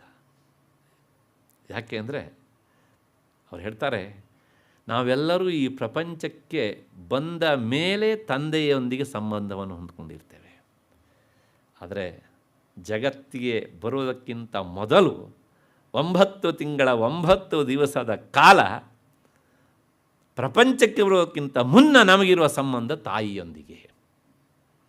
ಹಾಗಾಗಿ ಆ ಮಾತೃಭಾವ ಘನೀಭವಿಸಬೇಕು, ನಿಮಗೆ ಶೀಘ್ರ ಫಲಪ್ರಾಪ್ತಿ ಆಗಬೇಕು ಅಂತಾದರೆ ಸ್ತ್ರೀ ರೂಪದಿಂದ ಆರಾಧಿಸಿ, ಜಗನ್ಮಾತಾ ಅಂತ ಆರಾಧಿಸಿ. ಇಲ್ಲಿಯೇ ಒಂದು ಕಡೆ ಅವರು ಹೇಳ್ತಾರೆ, ಆಪದಿ ಕಿಂಕರಣೀಯಂ, ಮನುಷ್ಯನಿಗೆ ಆಪತ್ತು ಬಂದಾಗ ಏನು ಮಾಡಬೇಕು ಅಂತಂದರೆ ಸ್ಮರಣೀಯಂ ಚರಣಯುಗಲಂ ಅಂಬಾಯಾಹ. ಅರ್ಥ ಆಗ್ತಾ ಎಂದು ಅಂದ್ಕೊಂಡಿದ್ದೇನೆ. ಜಗನ್ಮಾತೆಯ ಪಾದಯುಗಲಗಳನ್ನು ಸ್ಮರಣೆ ಮಾಡಿ. ನೆಕ್ಸ್ಟ್ ಪ್ರಶ್ನೆ ಶಿಷ್ಯನದು, ತತ್ ಸ್ಮರಣಂ ಕಿಂಕುರುತೆ, ಆ ಸ್ಮರಣೆ ನೀ ಮಾಡ್ತೀಯಲ್ಲ ಅದು ನಿನಗೆ ಏನು ಉಪಕಾರ ಮಾಡಿಕೊಡುತ್ತೆ ಕೇಳಿದರೆ, ಬ್ರಹ್ಮಾದೀನಪಿ ಕಿಂಕರೀಕುರುತೆ, ಚತುರ್ಮುಖಾದಿಗಳನ್ನು ಸಹ ನಿನಗೆ ಸೇವಕರನ್ನಾಗಿ ಮಾಡಿಬಿಡ್ತಾಳೆ ಅವಳು ಅಂತ. ಇಂತಹ ಫಲ ಕೊಡುವವಳು ಒಬ್ಬಾಕೆ ಇದ್ದರೆ ಅವಳೇ ಲಲಿತಾಂಬಿಕಾ. ಹಾಗಾಗಿ ಅವಳನ್ನು ಆ ಚೈತನ್ಯ ರೂಪದಿಂದ ಪೂಜಿಸುವುದು ಕಷ್ಟ ಸಾಮಾನ್ಯ ಜನರಿಗೆ, ಅದರೊಳಗೂ ಸಂಸಾರಿಗಳಿಗಂತೂ ಇನ್ನೂ ಕಷ್ಟ. ವಿರಕ್ತ ಮಾರ್ಗದಲ್ಲಿ ಸಾಗುವವರಿಗೆ ಆಗಬಹುದು ಅಷ್ಟೋ ಇಷ್ಟ. ಹಾಗಾಗಿ ಸಂಸಾರಿಗಳಂಥ ನಮಗೆ ಜಗನ್ಮಾತಾ ಎನ್ನುವಂಥ ಭಾವವನ್ನು ಇರಿಸಿಕೊಂಡು ಪೂಜಿಸಿದಾಗ ಅವಳು ನಮಗೆ ಶೀಘ್ರ ಫಲಕಾರಿಣಿಯಾಗಿ ಬರ್ತಾಳೆ. ಸಂಸಾರಿಗಳು ಪೂಜೆ ಮಾಡೋದೇ ನಮ್ಮ ದಿನನಿತ್ಯದ ತಾಪತ್ರಯಗಳನ್ನು ದೂರ ಮಾಡಿಕೊಳ್ಳೋದಕ್ಕಲ್ವ. ಹಾಗಾಗಿ ಆ ಭಾವದಲ್ಲಿ ನೀವು ಪೂಜಿಸಿದಾಗ ನಮಗೆ ಬೇಕಾದ್ದನ್ನು ಅವಳು ಶೀಘ್ರವಾಗಿ ಕೊಡ್ತಾಳೆ ಎನ್ನುವಂಥ ಸಮಾಧಾನ. ಅದರ ಜೊತೆಗೆ ಈಗ ಇನ್ನೊಂದು ಪ್ರಶ್ನೆ ಇರ್ತಾರೆ ಅವಳು, ಸ್ತೋತ್ರಗಳಲ್ಲೆಲ್ಲ ಅತ್ಯಂತ ಉತ್ಕೃಷ್ಟವಾದಂಥ ಸ್ತೋತ್ರ ಇದು. ಜಗನ್ಮಾತೆಯನ್ನು ಕುರಿತು ಎಷ್ಟೊಂದು ಸ್ತೋತ್ರಗಳಿವೆಯಲ್ಲ, ಹಾಗಿದ್ದಾಗ ಈ ಸ್ತೋತ್ರವನ್ನು ಇರಿಸಿಕೊಂಡೇ ಜಗನ್ಮಾತೆಯನ್ನು ಯಾಕೆ ಸ್ತುತಿಸಬೇಕು ಅಂತ ಒಂದು ಪ್ರಶ್ನೆ. ಅದಕ್ಕೆ ಚಂದ್ರಿಕಾ ವ್ಯಾಖ್ಯಾನಕಾರ ಹೇಳ್ತಾರೆ, ಈಗಾಗಲೇ 15 ದಿವಸ ಮೀರಿ ನೀವು ಮಾತನಾಡಿದ್ದೀಯೇ, ಹಾಗಾಗಿ ನಾಳೆ 6 ಗಂಟೆಗೆ ಸೇರಿದಾಗ ಈ ಸ್ತೋತ್ರವನ್ನೇ ಇರಿಸ್ಕೊಂಡು ಜಗನ್ಮಾತೆಯನ್ನು ಯಾಕೆ ಸ್ತುತಿಸಬೇಕು ಅನ್ನೋದಕ್ಕೆ ಉತ್ತರವನ್ನು ಕೊಡ್ತಾರೆ. ಹಾಗಾಗಿ ನಾಳೆ 6 ಗಂಟೆಗೆ ಸೇರಿದಾಗ ಅದಕ್ಕೆ ಹೇಗೆ ಅಂತ ಚಿಂತನೆಯನ್ನು ಮಾಡೋಣ. ಅಲ್ಲಿವರೆಗೆ ನಿಮಗೆಲ್ಲ ನಮಸ್ಕಾರ ಮತ್ತು ಕೃತಜ್ಞತೆಗಳು. 15 ನಿಮಿಷ ತಡವಾಗಿ ಬಿಟ್ಟಿದ್ದಕ್ಕೆ ಕ್ಷಮೆ ಇರಲಿ. ಏನಿದ್ರೂ ಸಹ ಒಂದು ಮಹಾಪರ್ವದ ದಿವಸ ಇದನ್ನು ಚಿಂತನೆ ಮಾಡುವ ಭಾಗ್ಯ, ನಿಮಗೆ ನಿಮ್ಮ ಶ್ರೋತ್ರೇಂದ್ರಿಯಕ್ಕೆ ಹಾಕಿಕೊಳ್ಳುವ ಭಾಗ್ಯ ಸಿಕ್ಕಿದ್ದಕ್ಕೆ ಆ ಜಗನ್ಮಾತೆಗೆ ನಾನು ಇನ್ನೊಮ್ಮೆ ಅನಂತ ಕೋಟಿ ಕೋಟಿ ಪ್ರಣಾಮಗಳನ್ನು ಸಲ್ಲಿಸ್ತೇನೆ. ಅದರ ಜೊತೆಗೆ ಈ ಎಲ್ಲ ಹಿರಿಯರು ಬಂದು ಇವತ್ತು ಈ ಉಪಸಂಹಾರ ಕಾರ್ಯಕ್ರಮದಲ್ಲಿ ಭಾಗವಹಿಸಿದ್ದು, ಅದಕ್ಕಿಂತ ಹೆಚ್ಚಿಗೆ ರಾಮಸ್ವಾಮಿಗಳು ನನಗೆ ಆಶೀರ್ವಾದ ಮಾಡಿದ್ದು, ನಿಮ್ಮೆಲ್ಲರ ಆ ಶುದ್ಧ ಹೃದಯ ಸಿಕ್ಕಿದ್ದು ಅದು ನನ್ನ ಪುಣ್ಯ, ಅಹೋಭಾಗ್ಯ ಅಂತ ಹೇಳ್ತಾ ಇನ್ನೊಮ್ಮೆ ಎಲ್ಲರನ್ನೂ ಸಹ ವಂದಿಸ್ತಾ ನಮಸ್ಕರಿಸಿ ನನ್ನ ಮಾತಿಗೆ ಇವತ್ತು ಪೂರ್ಣ ವಿರಾಮ ಕೊಡ್ತಿದ್ದೇನೆ. ಎಲ್ಲರಿಗೂ ನಮಸ್ಕಾರ.